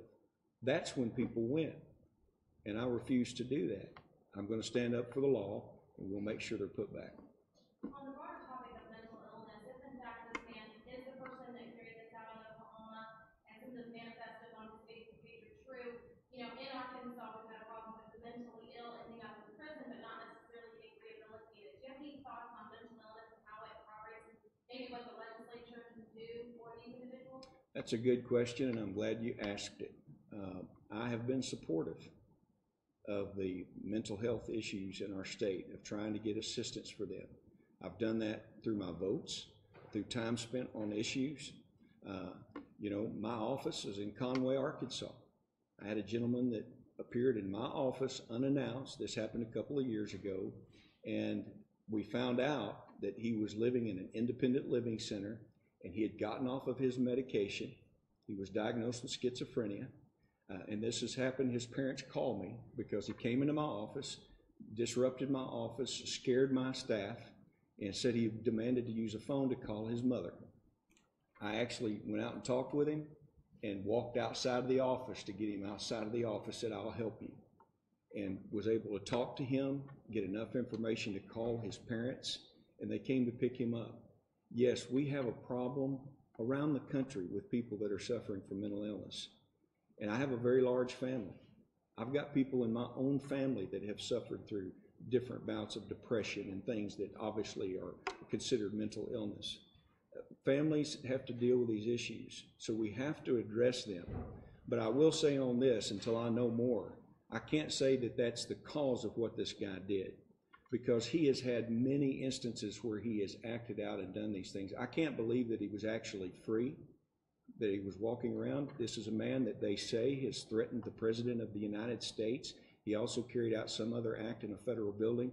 I'm just very grateful today that he did not hurt anybody here or hurt officers of the Capitol Police Force, because frankly, this guy was in a state of mind, there's no question, that he very well could have hurt somebody. And so it's a terrible situation, but it does not negate the fact that the law must be fulfilled, and I hope that the prosecutors hold him accountable, because that's the only way to really bring justice in this situation. Yep. You mentioned that like the importance of mental health facilities and it being a possibility in this incident. I know that you and several other senators did not vote on the bill that authorized those new mental health facilities in Arkansas during this past session. I was wondering if this would have I think you may be mistaken on that. So I'd have to go back and look at what you're trying to refer to, because I have been very vocal. In fact, I helped get $35 million new for disabled persons in our state, and I've actually spoken with a lot of mental health representatives. I value having a facility that can help people that have mental health issues. But next question. ACO has said once the money was erected that they're planning to file a lawsuit. Are you prepared as a state? Have you talked with the state officials or the Attorney General's office about this? Might this if the lawsuit is filed? Well, first of all, the ACLU has a problem going around the country and filing frivolous lawsuits just to attack the values and traditions of this country. There's no question about it. Another aspect for another time I want to say on this, because I'd love to follow up on it. What culpability do some of these groups have when they threaten to tear down that monument, that we're going to take it down? The ACLU, these Freethinker Society, the Satanic Temple, I've seen 24, 48 hours of threats they're going to promise to take it down. What culpability do they have to hold their rhetoric down and not stir and foment hatred and violence that will get unstable people to do what's been done here today? I think there's some responsibility. As for the lawsuit, because I know what the ACLU does, we prepared an Act 1231 that if the state of Arkansas got sued, First Liberty has already agreed that they would represent the state of Arkansas pro bono using all of the resources of their national firm to defend the state of Arkansas if the Attorney General decided to appoint them. That's a decision really it's going to be for Attorney General Leslie Rutledge. I trust Leslie Rutledge. She has done a great job defending the state of Arkansas, and that'll be her decision. But obviously, we wanted this to be a non-event for the taxpayers. The monument was paid for by private funds. I've arranged, and the law was passed that said that First Liberty can be appointed. They could also appoint others to represent the state of Arkansas, and the Attorney General could monitor that situation. So are you saying that the ACLU, Freethinkers, and Satanic Temple are responsible for forming this act? I won't go that far. But what I am saying is that we need to have a discussion, and I'm seeing some very good writers here. I've read some of the pieces that you've done. And I have seen some of the writing come from some people that's in this room too, that has not been appropriate, the language they write. I expect the Arkansas Democrat Gazette and our newspaper media in this state to deliver news. When they use their columns to berate and belittle and intimidate people in their columns using language that isn't appropriate, you have to understand that has the ability to foment hatred that is carried out in acts that you've seen here today. You can't light a fuse and walk away and say you're not responsible for the explosion. We all have a responsibility to use language that is befitting our offices that we hold and also befitting the roles that we play in society. I have a problem with people that have used rhetoric that has set off a lot of these people on these tirades. We have to understand we all have a responsibility to use proper language in civil debate and not foment or incite hatred or violence or riots. Senator said that funds from insurance and preservation to help funds, but you know exactly how much that costs and what funds it would go to. I'm sure we will have an estimate on the replacement monument from Wilbert Memorial. We also have a foundation that was put in by Navholt's management. That was put in. There is some damage to the foundation as well, so we'll just have to assess and see what are the total costs. Now, if the gentleman had insurance on his vehicle as chairman of the Insurance and Commerce Committee, there could be an opportunity for that insurance company to have to pay the state of Arkansas back for the damage done by the vehicle, okay? Secondarily, there is a policy that covers capital property, but first you want to go to the responsible party, so I'm sure they'll do that. But here's the bottom line. Regardless, we've already authorized the replacement to be brought in.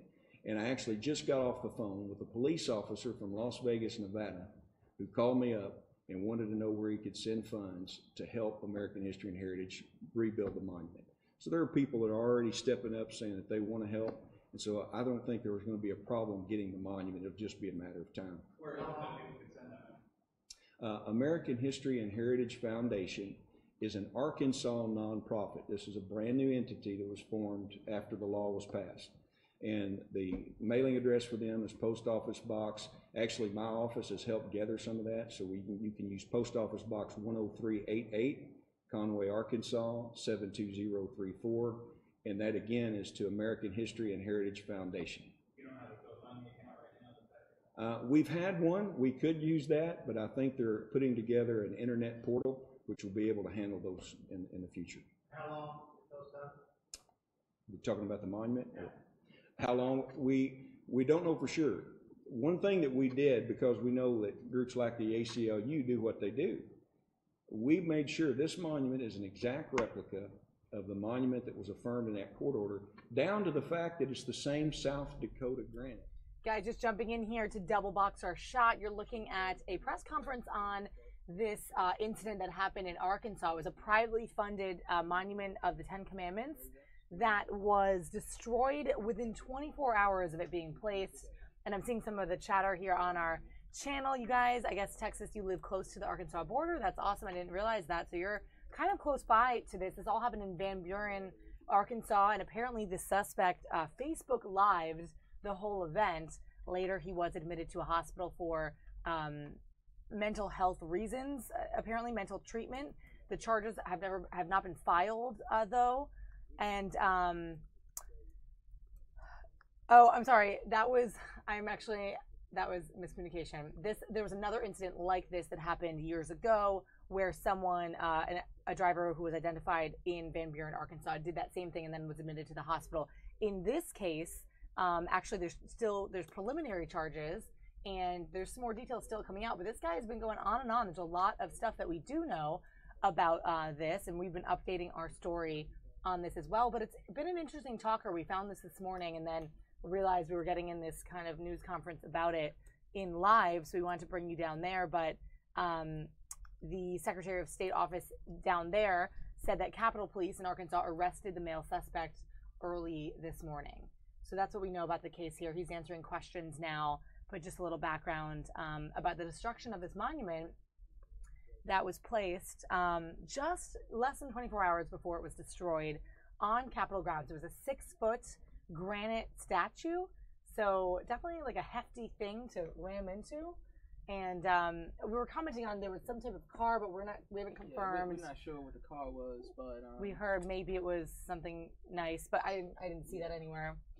Yeah. So anyway, guys, kind of interesting stuff. Let us know what you think, and if you're joining us on our channel, let me know where you're watching from, and feel free to connect with us here. We'll be back in the studio in a second here. Going to bring this back up. We're a nation of people. And one of the first written codes of law ever in history was the 10 Commandments, what we now know as the 10 Commandments. Why do we say that stealing is bad? It was first written in that 10 Commandments. It also says do not kill.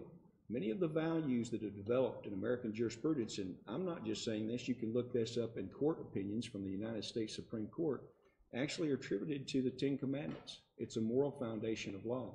So when you say, is the monument itself controversial? The people that attack this try to do that basically coming from, again, a religious perspective, and in this case, an atheist perspective. So what are we going to do? Are you going to have them tear up the Declaration of Independence because it calls on divine providence?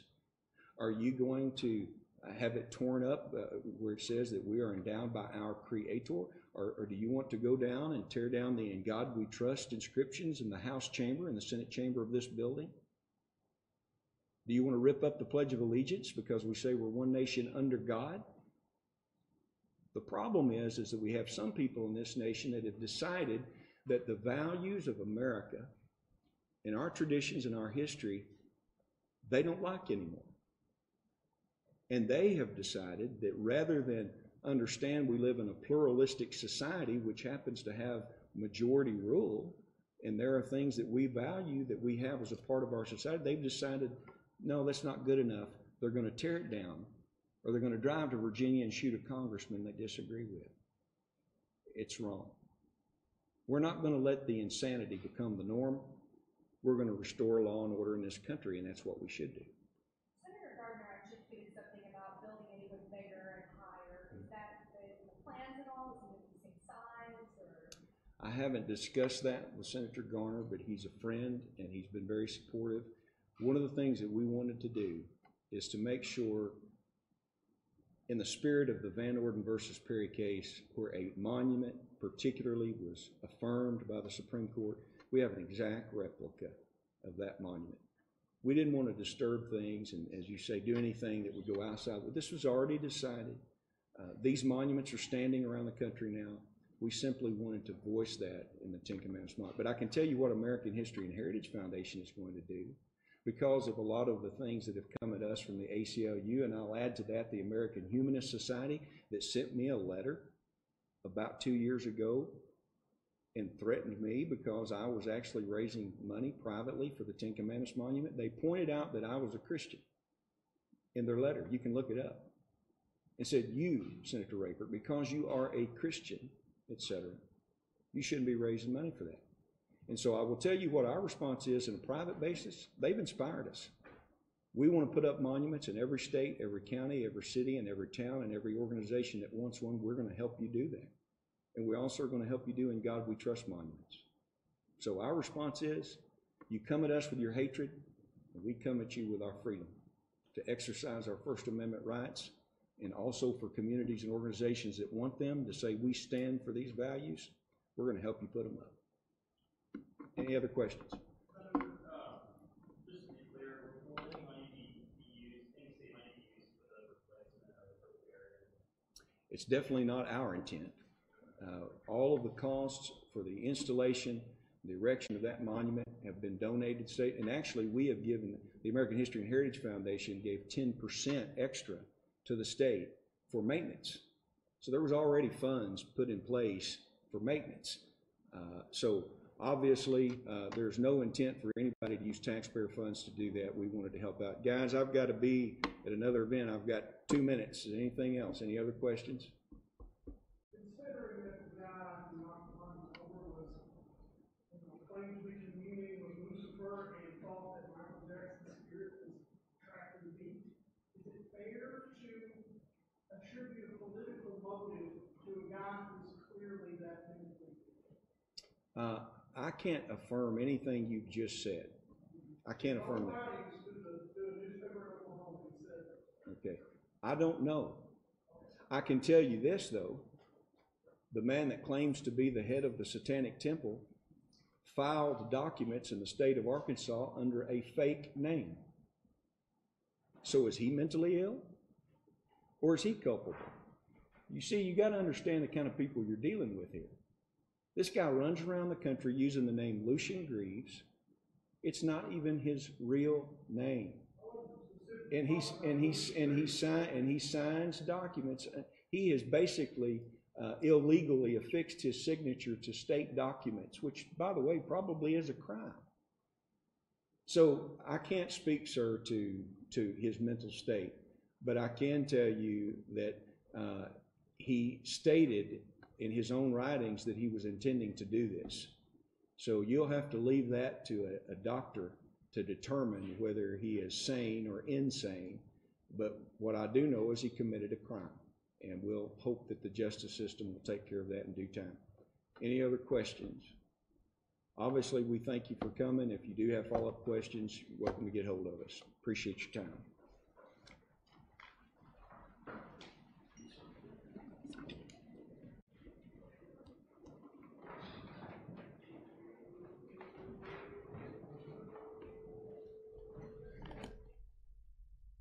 All right, guys, so back in the newsroom with intern Cam and intern Ben.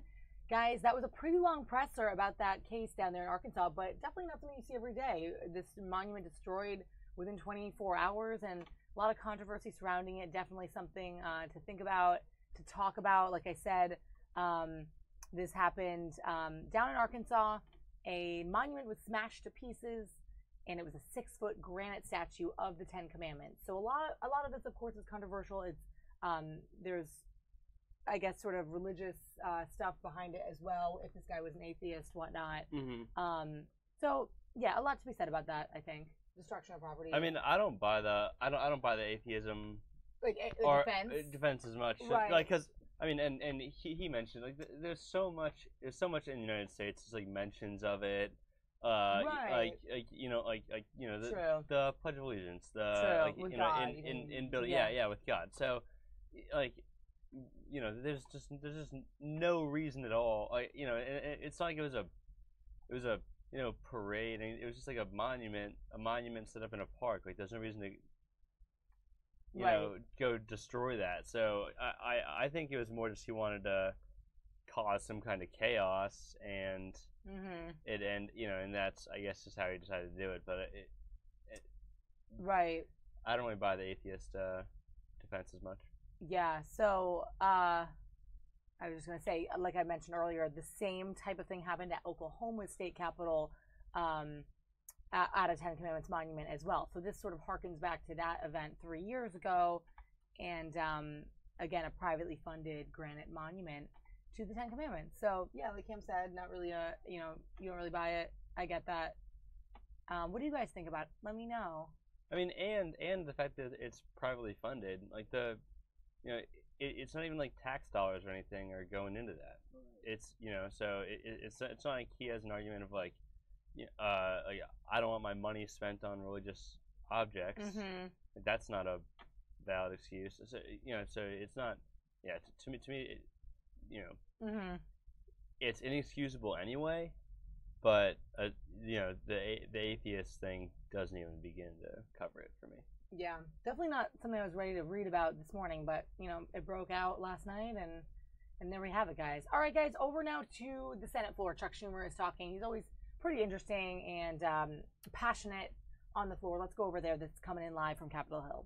The Blair House to discuss health care reform in front of the American people early in his first term as president. President Trump, I challenge you to invite us, all 100 of us, Republican and Democrat, to Blair House to discuss a new bipartisan way forward on health care in front of all the American people.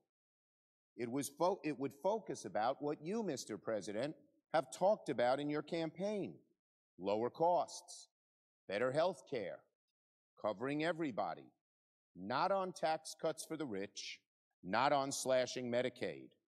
President Trump, You said you wouldn't cut Medicaid. We don't want to either.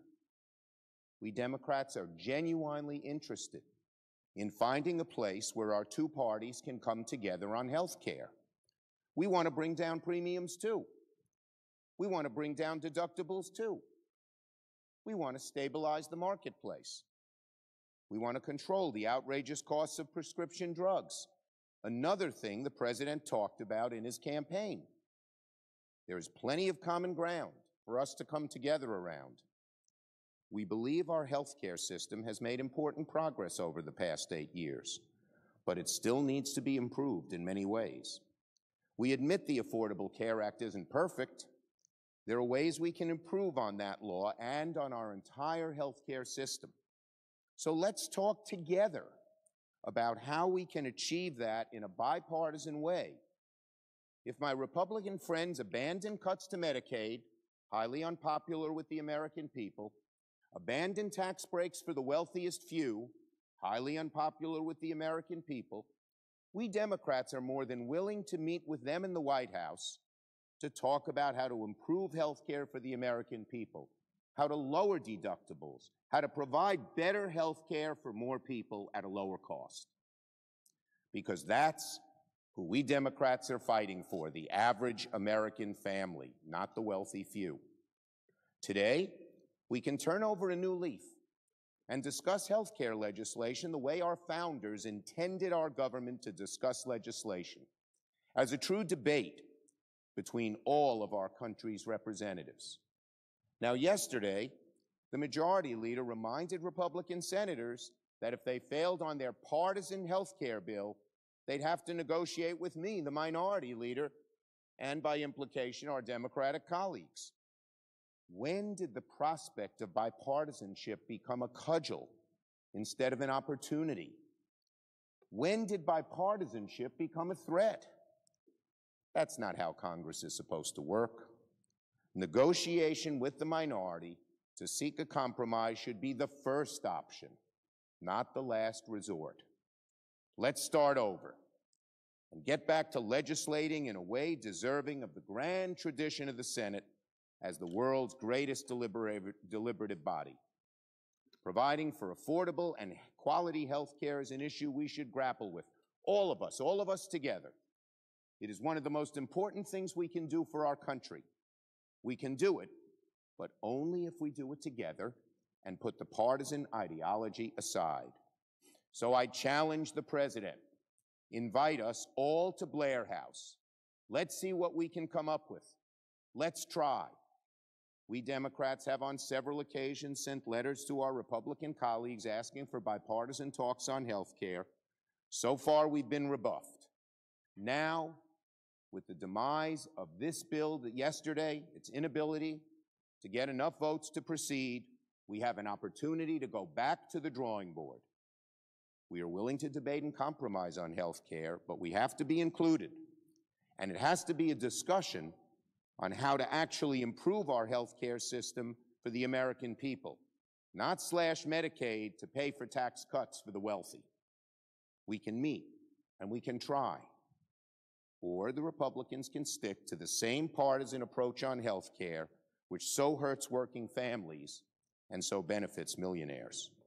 President Trump, my Republican friends, the choice is yours. Thank you. I yield the floor. The senator from Indiana.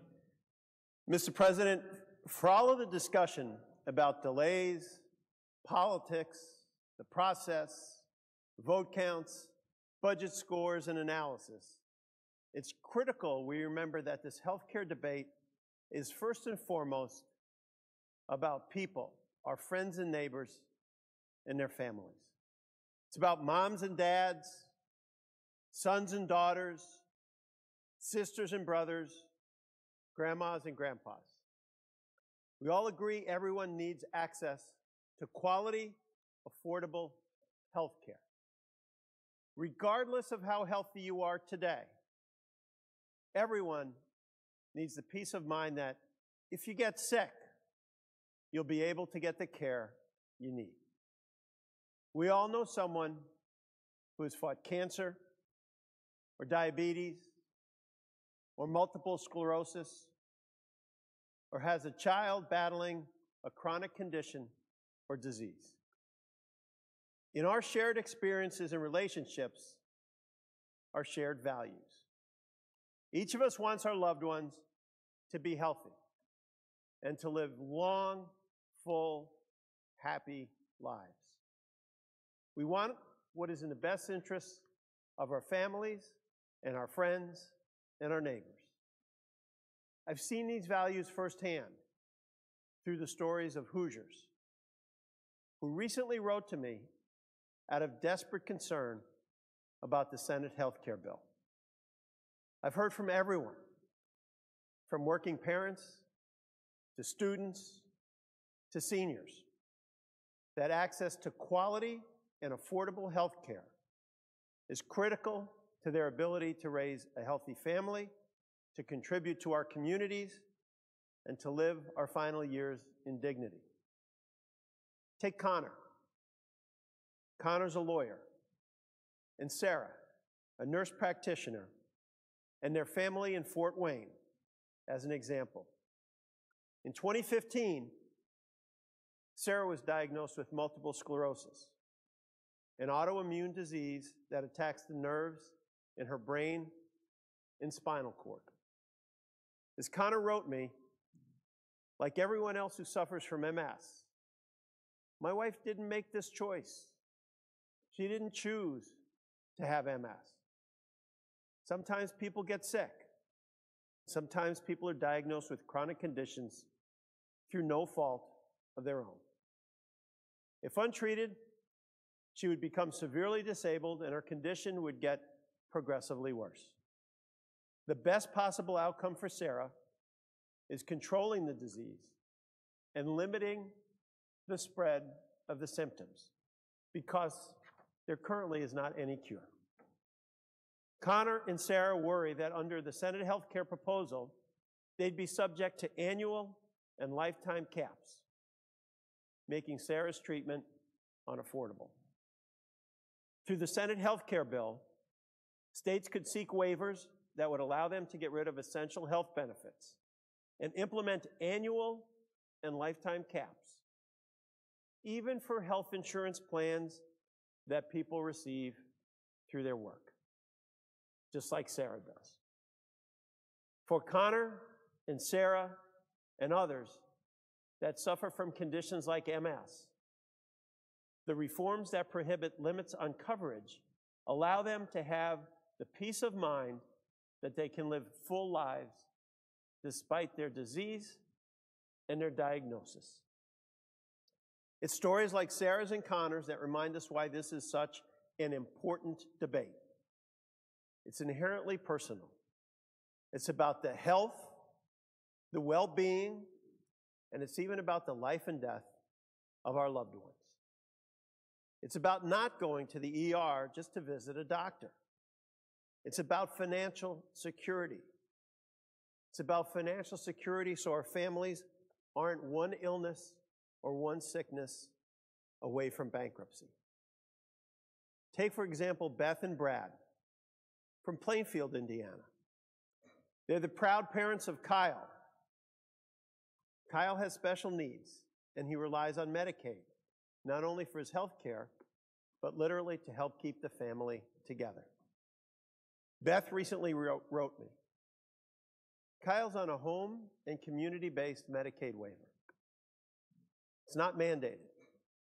If Medicaid is cut, Kyle and others like him are in real danger of losing coverage for home nursing and nutrition, among many other things. Without home nursing, Brad or I will also have to quit working. And without enough income to pay for it ourselves, we'll be placed in the horrible situation of either not being able to give our child what he needs at home or institutionalizing our little boy. We want to care for our son at home. We want to work and pay for his primary insurance. That reduces the amount of Medicaid money needed.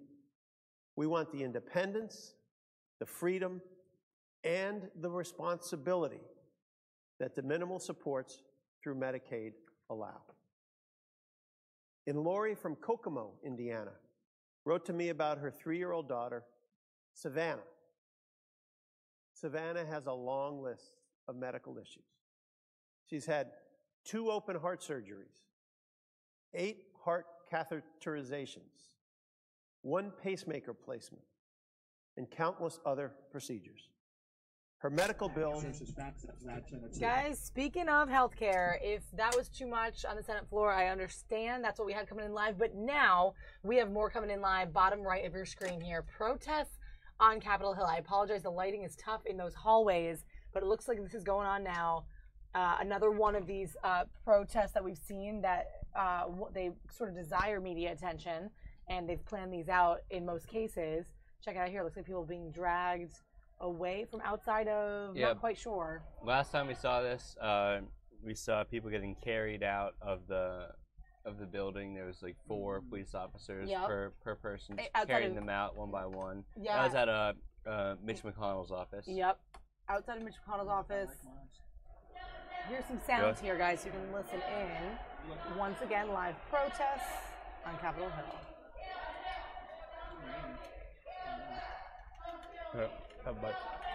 The guys are eating milkshakes, if that's what you're wondering. They're trading flavors. I'm gonna get some later. Oh, that's cute, guys. You're sharing. I love it. All right, so healthcare protests, guys. I don't like yours. Capitol Hill. You can see this is inside one of the buildings here. Let me take a big screen.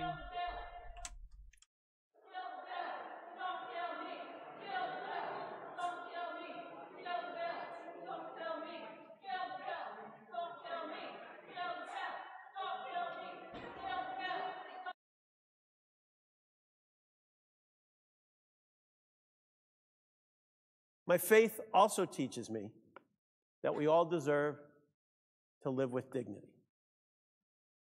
Claudia from Muncie wrote to me, I'm 55 years old, medically retired flight paramedic, and RN. My career was cut short when I was diagnosed with ALS, also known as Lou Gehrig's disease, in 2005. Without Medicaid and the waiver, I would be institutionalized. Because of the things Medicaid covers, I'm still able to be a mom. For 2 decades, I was the person who came to the aid of others. Please, don't fail me or my family now.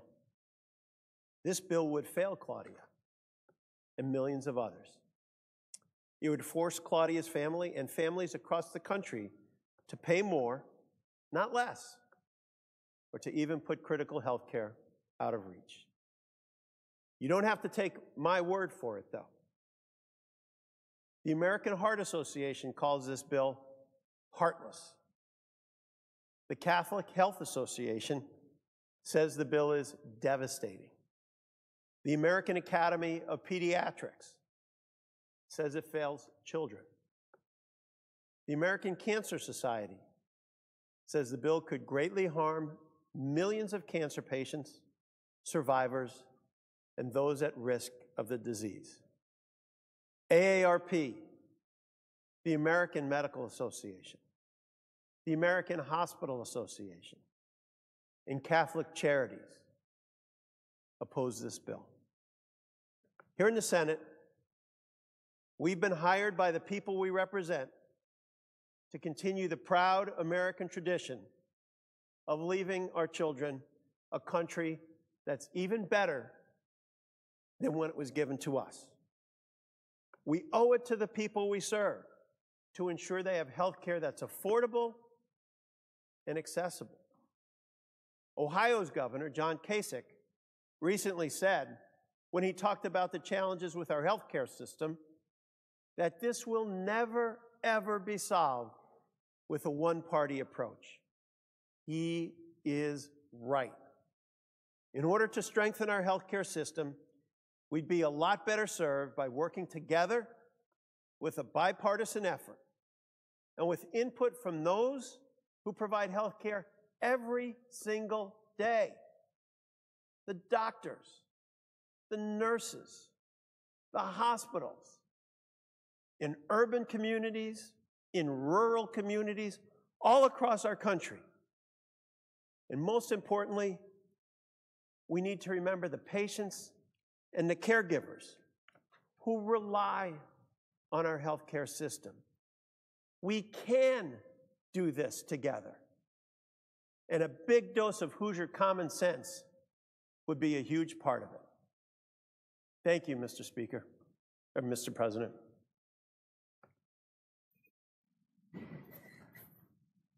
Mr. President. Senator from Michigan.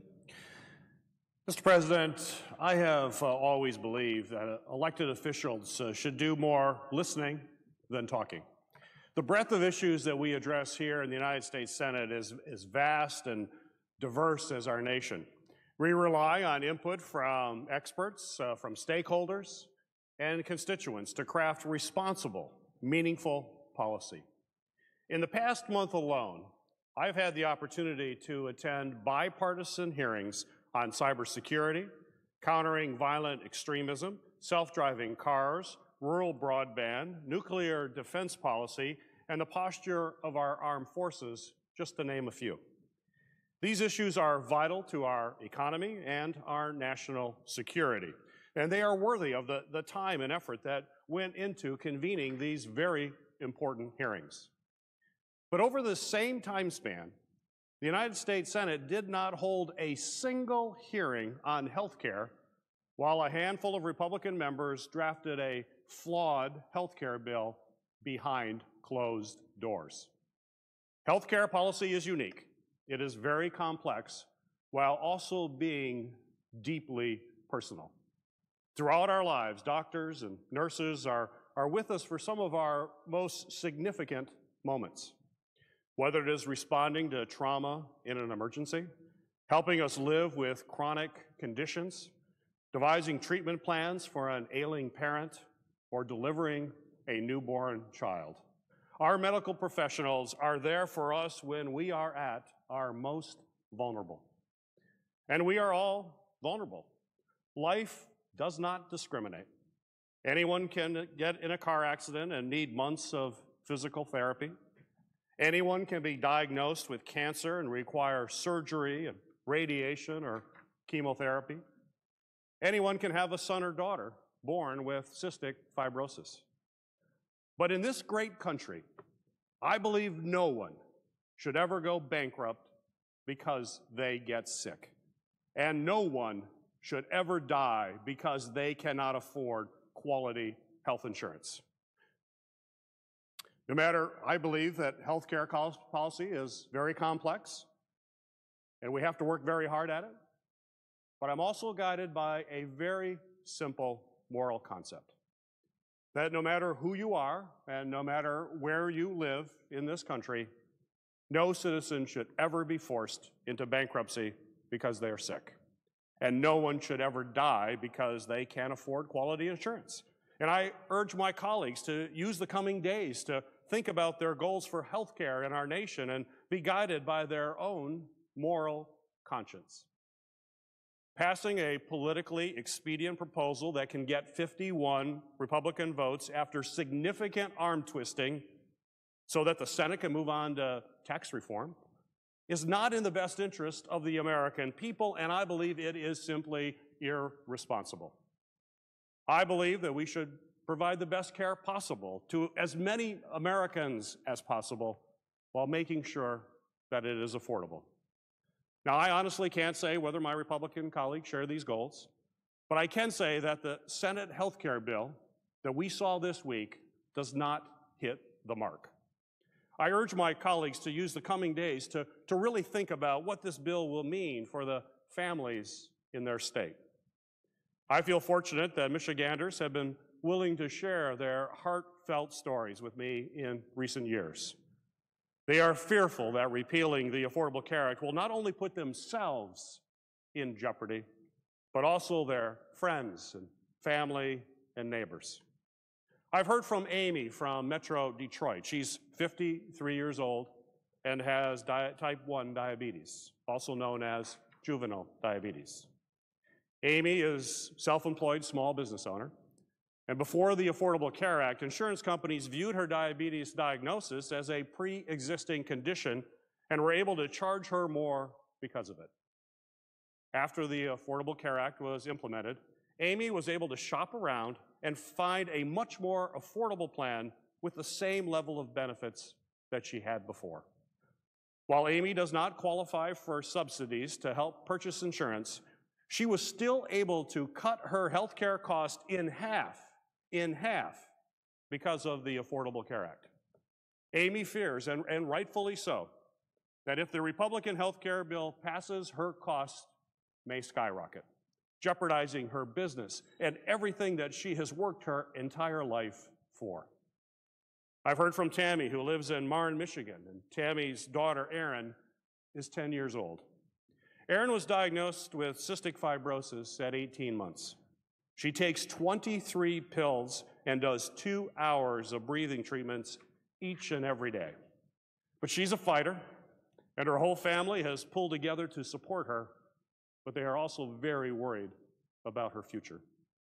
Erin's family has private insurance, but they supplement the high cost of her care through Medicaid. Tammy is afraid that the $800 billion cut to Medicaid will jeopardize their ability to afford Erin's care and would cast an absolutely devastating blow to their family. And finally, take Stephanie from Livonia, Michigan. Stephanie worked her entire adult life in customer service industry, primarily in retail and at restaurants. She never was ever offered health insurance by her previous employers, and until the Affordable Care Act, she never had health insurance as an adult. And then in December of 2015, Stephanie's third-floor apartment caught fire, and she was left to make a horrific decision about whether to jump from her third-floor apartment or die inside the burning building. Well, Stephanie jumped from the window to save her life, and she sustained serious injuries, including a broken back and a shattered foot. Because of the Affordable Care Act, she was able to receive treatment for her injuries, which included a month's stay in the hospital, multiple surgeries, and absolutely excruciating physical therapy to finally heal in the end. Stephanie's treatment came in close to $700,000, an amount that would surely bankrupt nearly any American. These stories and many more are what health insurance is truly about for people like Stephanie and Amy and Erin. We should do more listening than talking. We should listen to Stephanie and Amy and Erin, and we should listen to the hundreds of healthcare experts that have expressed their strong opposition to this bill and the impact that it'll have on the healthcare system in this country. Mr. President, I would urge my colleagues to listen to the AARP, the American Academy of Pediatrics, the American Diabetes Association, the American Hospital Association, the American Heart Association, the American Medical Association, the Children's Hospital Association, the National Alliance on Mental Illness, the National Breast Cancer Coalition, and the National Council on Aging, just to name a few. And I'm not just hearing from these national groups. I'm also hearing from local healthcare professionals all across my state. Hospitals and community clinics in Michigan, particularly the ones in the rural areas, are telling me this bill could cause them to close their doors. This will jeopardize access to care in communities that are already medically underserved. Costs will go up for seniors and individuals with pre-existing conditions like Amy. No one chooses to get sick, but when we are confronting a disease or injury, health insurance is a lifeline. It allows us to get better, to get back on our feet, and it simply allows us to keep living. In American society, healthcare coverage is our promise that if you work hard and you play by the rules, you will have the healthcare you need when you need it the most. As I've already said, no one in this great country should be forced into bankruptcy because they are sick. And no one no one should ever die because they can't afford quality insurance. The Republican health care bill is irresponsible. This bill would strip away health insurance from 22 million Americans. This bill would put more and more Americans at risk of financial ruin from unpaid medical bills. And it would put more Americans at risk of dying because they can't afford the care that they so desperately need. Mr. President, this bill cannot and should not be salvaged with minor tweaks and arm twisting to win a few votes. I urge my colleagues to go back to the drawing board and begin an open, bipartisan process where we all listen to our constituents, hold hearings with experts, and work together to keep what works and to fix what doesn't. Let's let common sense rule the day and not partisan ideology. We should do what is best for our folks back home and ensure that everyone has access to quality, affordable health care. Michiganders and all Americans deserve nothing less. Mr. President, I yield the floor. And I would suggest the absence of a quorum. Clerk will call the roll. Mr. Alexander.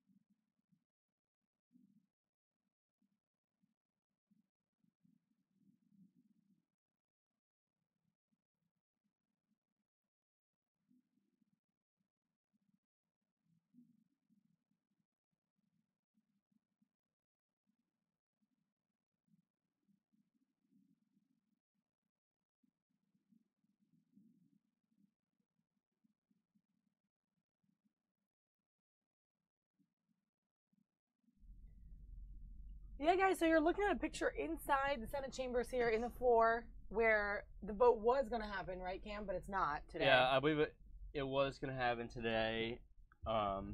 Obviously, we found out yesterday that they were postponing until after the July 4th recess. So I think that instead they just use this time, kind of as we've been hearing, to just for people to make statements on the bill, generally on how bad it is, and how and just provide more examples of all the people that would be hurt and that would not by the passing of the bill as it currently stands.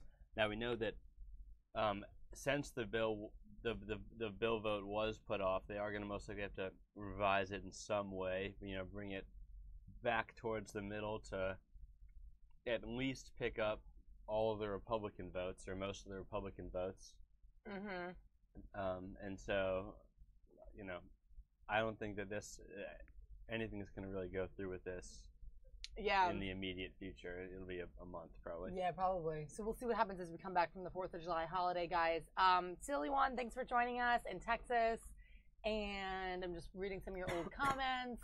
Yeah, what's up next? We're actually going to go over to Prescott, Arizona. If you guys remember, those wildfires were burning. We had those live aerials.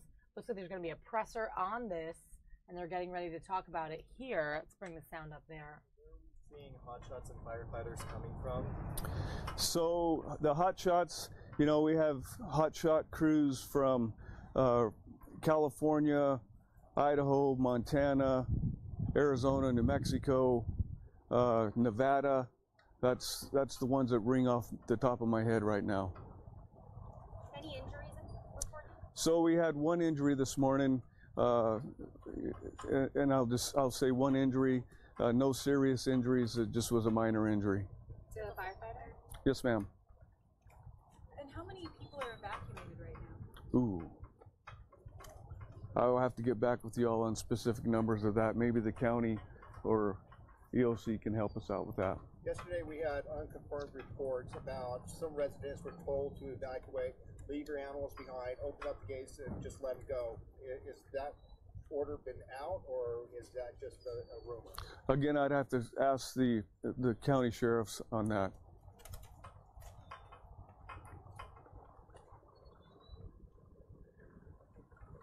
Okay, that concludes the briefing with Don Pearson. We have another person here, Debbie Manili from the Prescott National Forest. I'm not sure if you want to unwire our incident commander. Oh, that's right. What's that? Your test measurements, did they? I'm a loud talker. It doesn't work like that. Yeah. Okay. Put your arms up. Here we come. What are you, B? You did great, though. I'm right here. I'm fishing it out. That's Telemenda right there. This is me.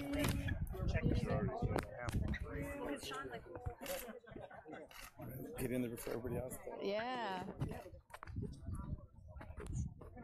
This way. Come around.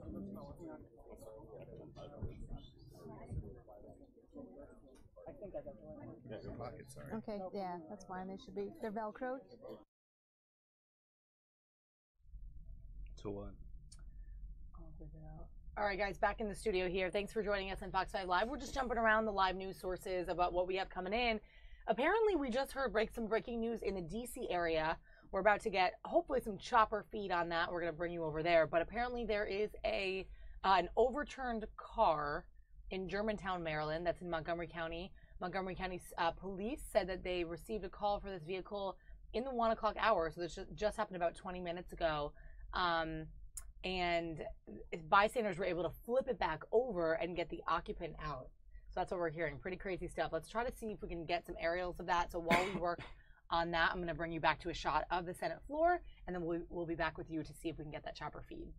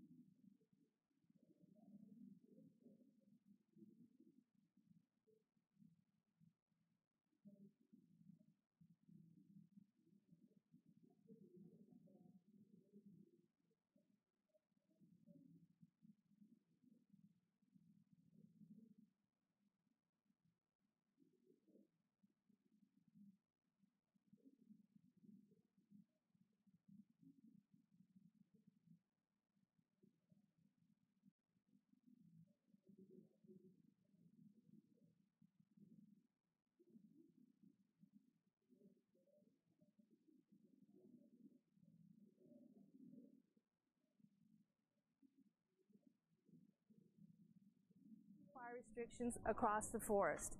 And what that means is no open flame anywhere on Prescott National Forest lands, not even in our dispersed campgrounds. If you're smoking a cigarette, we ask that you do it in your vehicle.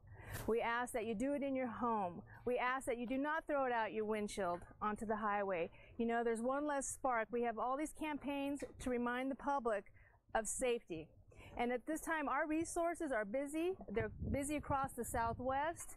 And so as members of the community and the public, we need to do our part in preventing wildfires. So please, remember, stage 2 restrictions on Friday, no open flames across the forest. Another closure that will be going into effect is going to be in the Bradshaw Ranger District. So if you can picture Highway 89A we have a campground out there called White Spar Campground. East to the border here of Mayer, we have a bunch of recreation sites in there. We are doing a closure order in there to allow safe travel for all those involved in the fire. We have engines out there, we have emergency vehicles from all different agencies and cooperators, and as this fire moves and it's unpredictable, we have decided to implement this closure. We're closing our campgrounds down, all the trails will be closed in there, and we ask the public to please abide by these closures and do not try and enter. Now, for those that don't know the Prescott area very well, it's going to be like White Spar Campground, Groom Creek Horse Camp, the Lynx Lake Recreation Area, Hilltop Recreation Area, Wolf Creek, all of our day use sites, and our group sites. But the closure will end just south of the fire here, and the community of Crown King will remain open. But you'll just have to go around to get into that another way. One more thing. There's many websites out there with information. We have NCWeb, we have Twitter, we have Facebook. For the official closures, please go to the Prescott National Forest website to read the exact verbiage. If you're unclear of what we are saying, we will have maps out there showing these closure areas. And we ask also that, you know, if you see things that come across, check with us. If you're unsure of the numbers or the facts that are out there, be patient. Check with us so we can verify that what is being said is true. One more note I want to touch on here, our drones. We are busy enough out here. Our firefighters are busy. They have a hard job. They've been working hard for 24 hours a day. People here are hard and tired. We ask that, folks, if you have drones, please do not come in the closure area. Do not distract any more than you have to. Let them do their job and concentrate on what they're doing and being safe. Any questions? Has there been a problem with drones? No, there has not to my knowledge. And are you able to answer that rumor about the livestock and animals, you know, people being asked to let them loose? I have not. I do know when the Pine Flats originally started, there was a couple of homeowners down there that were asked to evacuate very fast, and so they had opened up and let their animals, and they are safe down there. There was a couple of mules, and from what I understand, the firefighters were keeping an eye on them and making sure they were okay, but they had to leave on a short notice. And that's the other, you know, I'm sure the county's going to talk about it, but we have that ready, set, go. And when they come out and they tell people to get ready for pre-evacuation, if you have big animals, especially, you know, horses and cattle, you should follow their heat and get them loaded up and get out of there, because, you know, I have horses, and I know if there was noise and engines and sirens in my neighborhood, I might have a hard time getting my horses in a trailer and getting them out of there. So you know, it's to your benefit to follow, be prepared, and get your animals out of there. You mentioned the rodeos and parades and everything. Has Correct. anything been canceled? Not that I know of in the city of Prescott. Next up is Denny Falk, who is the Yavapai County Manager. Oh, thought he was booting me. Yeah. Okay. Thank you.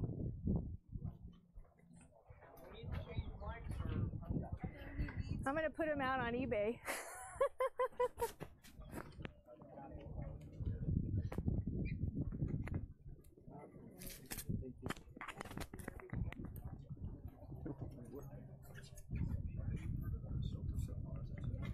Should we mic him up and then I go with Brown?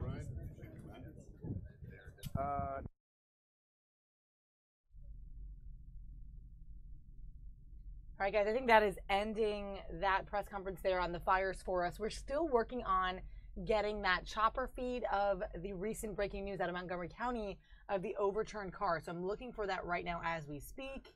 For now, I'm fine. That's not it. I'm looking for it, but I'm watching you guys' conversation. So thanks so much for joining and for chatting with us. Cool, guys. You guys seem like a talented bunch. Nice to hear about your hobbies. Okay, so we're looking for this chopper. It might be a second. We're going to take you back to Arizona for now. Looks like they're still kind of hanging on to this.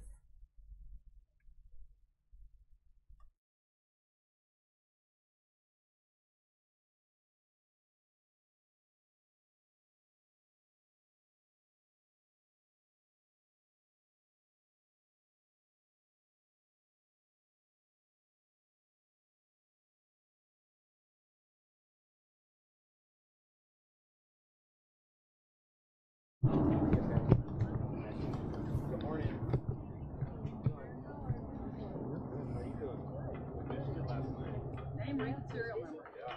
Danielle Folk, Sergeant First Class. My name is Denny Folk, last name spelled F-O-U-L-K. I am Yavapai County's Emergency Manager. Yesterday afternoon at approximately 3:45, Yavapai County Chairman of the Board of Supervisors, Tom Thurman, signed a county declaration of disaster. That declaration has been forwarded to the state and is in support of the recovery efforts and in the recovery of Yavapai County post-fire. We thank everyone who has supported Yavapai County. They have come far and wide. We thank the other counties who are in support of Yavapai County as well as our state agencies.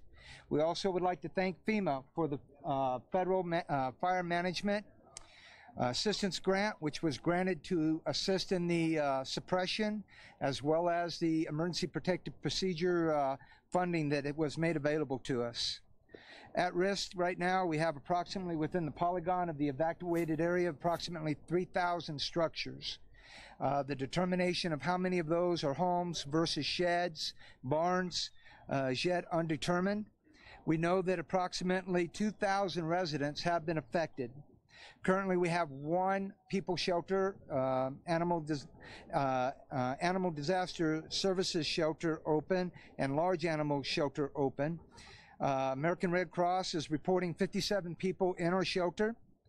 Animal disaster services are reporting 25 dogs, 11 horses, and currently there's a few things that we'd like to mention. We'd like to ask folks to kind of put the quiet on the rumor mills going out there. There's a lot of stuff going out on social media that's simply not true. We would ask them to verify their information, vet their information, either with emergency management or one of the public information officers, as opposed to promoting misinformation. Another thing is we've been getting a lot of questions on donations management. As of right now, we have not been able to identify all of the needs that we will have. We know that in the future we will have needs, and as we do, we'll be activating donations management through emergency management. At this time, I'm able to take your questions. I mean, you live here. Yes, sir. Tell me about your concern. Are you concerned? Absolutely. My concern's for our people. My concern's not so much for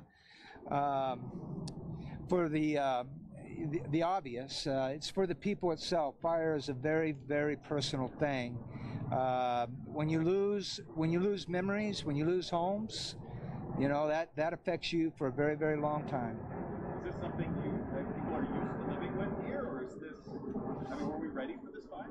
Sir, I don't know if we're ever ready for it, but I can tell you this much: we do prepare. Yavapai County is probably one of the most prepared counties in the United States. We have more fire-wise communities in Yavapai County than any other county of the United States. Currently, we have 35 fire-wise communities. We have, over the course of the year, we do many, many presentations. Local fire, our office does, as well as the Prescott Area Wildland Urban Interface Commission. We all work in a cooperative way. Arizona State Forestry supports that effort.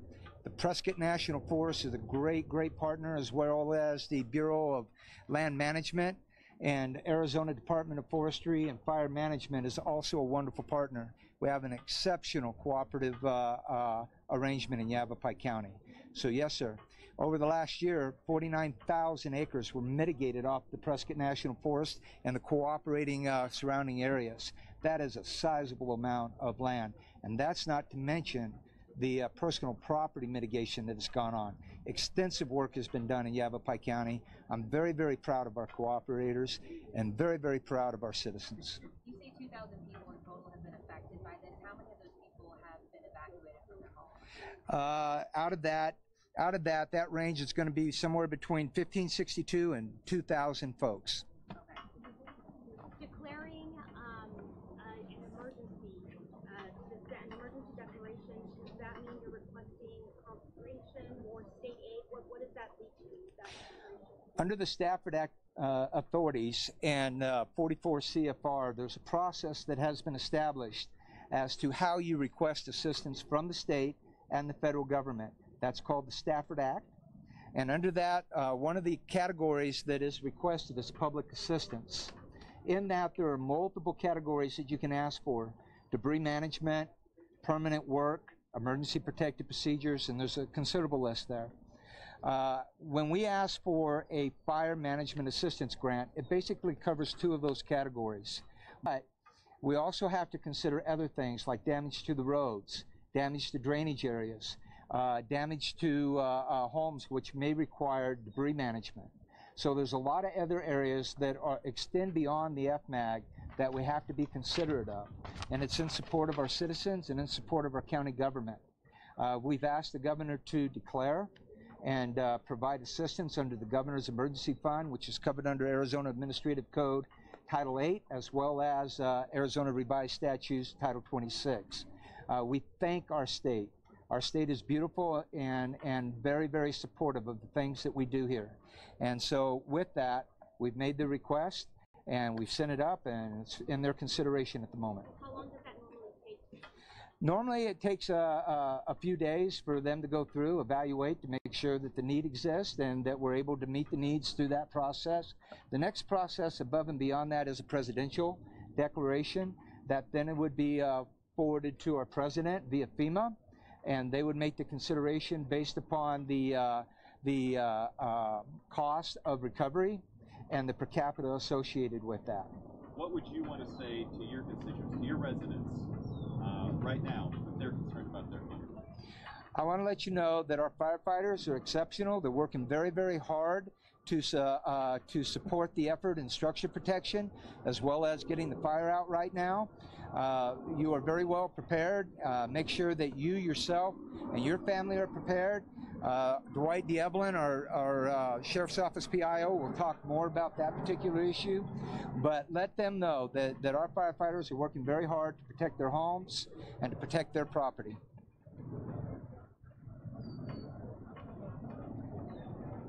Any other questions? Thank you very much. Thank you, sir. All right, that concludes our briefing. Dwight D'Evelyn here from the Sheriff's Office in the green shirt over here to answer individual questions. All right, guys, just in time for another feed coming in. We roll out of that Prescott, Arizona press conference. Looks like we're trying to get that chopper working. I just saw it for a second and then it came down. But if we do get it, we're going to bring you over to that accident that they say was in Germantown, Maryland. A car flipped over. Apparently, bystanders were able to flip it back over. That's what we're seeing reports of, and get the occupants out. Again, still kind of getting more information on that. Don't have a lot there, but it seems to be a problematic intersection there in Germantown. Reading reports that it has become a larger problem than other areas of that same town, and this will be no different than that. I'm going to try to get this box shot up here so that we can take you there as we start to get this chopper feed in. And with this last kind of segment, we'll probably end the show on this one if we can get a closer look at this accident. But there you go. You see the chopper going out and just went up there. So we'll have to see what this is all about. Not really sure what we'll see, but... Yeah, I know that we got the report that they had they had, you know, the onlookers had managed to get the person out of the car. Do we get anything about like injuries or? Yeah, oh, no, not even. I just have a couple sentences about what's happening. So hopefully, yeah, we'll have no sound. It'll just be no one's really there to report on this. Yeah, but we read that bystanders flipped it over on the corner of Waring Station Road and Middlebrook Road in Germantown, Maryland. And police received a call for this overturned vehicle. Sounds like other people came to the rescue, which is kind of cool to hear. Very cool. We'll see where this leads and really what kind of footage we get out of this. It could be all wrapped up by now. We don't really even know. But some lanes apparently have been blocked. As you would imagine. Mm-hmm. And they're evaluating people for injuries on the scene. So we'll see what kind of comes out of this. Meanwhile, we still have the Senate floor guys going on, flashing you back to Capitol Hill there. Inside the Senate floor, where they were going to vote possibly on health care this week, but it got postponed for after the 4th of July recess. So that will be a bigger kind of talker next week as we fire up the show starting on Wednesday after the holiday. So be sure to join us there on July 5th, back at the digital newsroom here for Fox 5 Live. We'll see what happens. You say bigger talker. I wonder how much bigger it can actually get. Right. I feel like we've been getting, you know, info on this, on the Trumpcare, Obamacare debate, you know, press conferences from the Democrats, from Republicans, from Trump himself, seemingly hourly almost at this point. Yeah, that's true. A lot of debate. Yeah, a lot of news conferences. But the saga lives on for another vote. It does. It does. And we go into the holiday weekend, guys. If you are watching, let me know where you're watching from and maybe what you're doing for the weekend if you celebrate the 4th of July. I see that Silly One, you're from Holland. Super cool. Thanks for joining us all the way across the pond. And thanks for the shout out for the great story of people helping people. That's so true. That's what this story is all about. This shopper feed, which we think is going to that site where we hope everything is okay as they evaluate for injuries of this reported flipped car in Maryland. So you can see here going over some of the wooded area there, honing in on Germantown, Maryland, which is part of Montgomery County. Yeah, we got the chopper feed going. So we'll see where this all goes, guys. And then we'll probably, after we get a little more info on this, we'll probably take the show down for the day. But again, we're going to be back on July 5th. So if you're joining us now and you want to check back in, keep an eye on that button that says subscribe. You can click that right there so that you can see. There's Ben. Ben is back. Yep, I'm back, everybody. Joined by intern Cam here today, as usual, and intern Ben in the back. We just lost it. Check out Ben in the back there. Both of them in the cam. And like I said, we're a daytime, midday, weekday show. Midday at 11 a.m. is when we go up. Kind of recapping some of the morning news, jumping right into live events as they happen, whether they be local, national, or abroad. So we cover it all and try to give you kind of a slice of everything that's going on live. Waiting on the shopper feed to come back in. Looks like we had it for a second and then it was gone. But yeah, click subscribe if you'd like to see us again and you want to come back to our channel. We'd love to have you back chatting with us as well. You can make sure that you get notifications so you know as soon as we go up if anything's breaking. Yep. You'll see it breaking. Info. Yep, we try to update our headlines as well so that you can see what's breaking. And a lot of times people don't really have access. They just want to turn on their YouTube and their phones in the middle of the day if you're not flipping on TV. So join us here. You can always pop it on digitally. We're the digital newsroom here at Fox 5 Live at Fox 5 DC. So here's our chopper feed one more time. It just came back. And Ben in the back. Yeah, he is. They're commenting. Thanks, guys, for engaging with us. Always fun to have a crew watching along with us. Cool. Thanks, Silly11. Glad to have you guys, have you joining us and planning to put us into your schedule. Chopper feed is kind of in and out here, so we'll hope that it steadies up for us and we can bring you to that scene live. But yeah, we really cover it all here. We're gonna, we do have a lot of Capitol Hill events, of course, and political affairs, as is the nature of DC. But we mix it up too. There's a lot of breaking news, even this week. The subway accident in New York City. Yeah, subway accident. We've had a couple pretty busy days. There was that situation in Alabama with the armory or the arsenal, the reported shooter. Yeah, so pretty interesting, chaotic day, especially and all the all the Trumpcare, Obamacare stuff going on. Totally. Even lots of politics. Politics. Even today, Amtrak with the 2 CSX employees that were working while they were struck, and unfortunately, it was a fatal accident. 2 people died last night when a train coming from the New York area, the northern corridor there of Amtrak, came down, and 2 people dead at Union Station area. Pretty scary stuff and sad stuff. We'll have all of that fallout and sort of more reaction on our evening broadcast on TV on Fox 5 DC. And you can always check our website, guys, fox5dc.com, and our Facebook page for those updated stories. We keep our web stories updated with all the information, the tweets, the video that comes out, and of course, if anything else breaks on that story, we'll keep it flowing and updated. So, all right, looks like hopefully we have this chopper back. I'm going to jump back in here. There he goes. And we'll see what we got on that, guys. So stay with us for a few more moments. We'll see what we can get as for aerials of this accident, and then we'll go from there.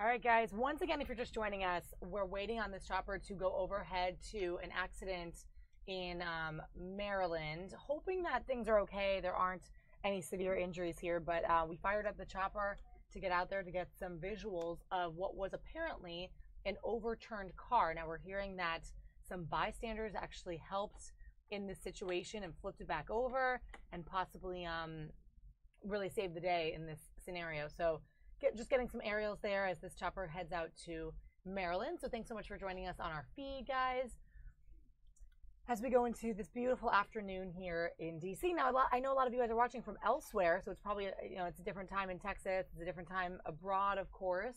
So it's great to have kind of a varied group on our chat today. But thanks so much for joining. We're going to be back up, of course, tomorrow, as usual, in the middle of the day. 11 a.m. and Friday. And then we go into July 4th weekend. So definitely a big weekend here. Ben, you got any plans? I know you're away, Cam. Yeah, I'll be headed to, I don't want to say where, but I'll head to a beach. Okay, keeping it private on the down low. The beach is good. And Cam, you're away as well. Yeah, I'm going down to Durham, going down to Duke for the weekend just to hang out with some people who are there for the summer semesters. Yeah, good. So then we go into the 4th, which is a Tuesday. So it looks like he's honing in on something possibly, at least getting closer. And then we lose it. And we lost it. All right, guys. Well, this may not happen.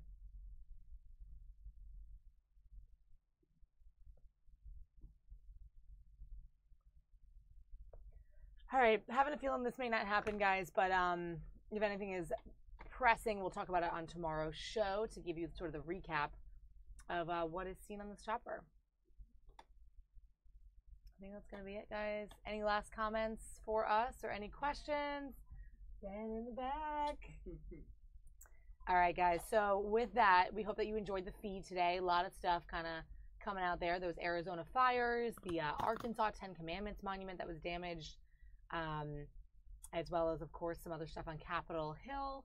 And with that, we're going to say goodbye with Ben in the back, intern Cam, and a little music to roll out on this Wednesday. Guys, take care. We'll see you tomorrow at 11 o'clock. Don't forget to follow us here, and we'll see you then.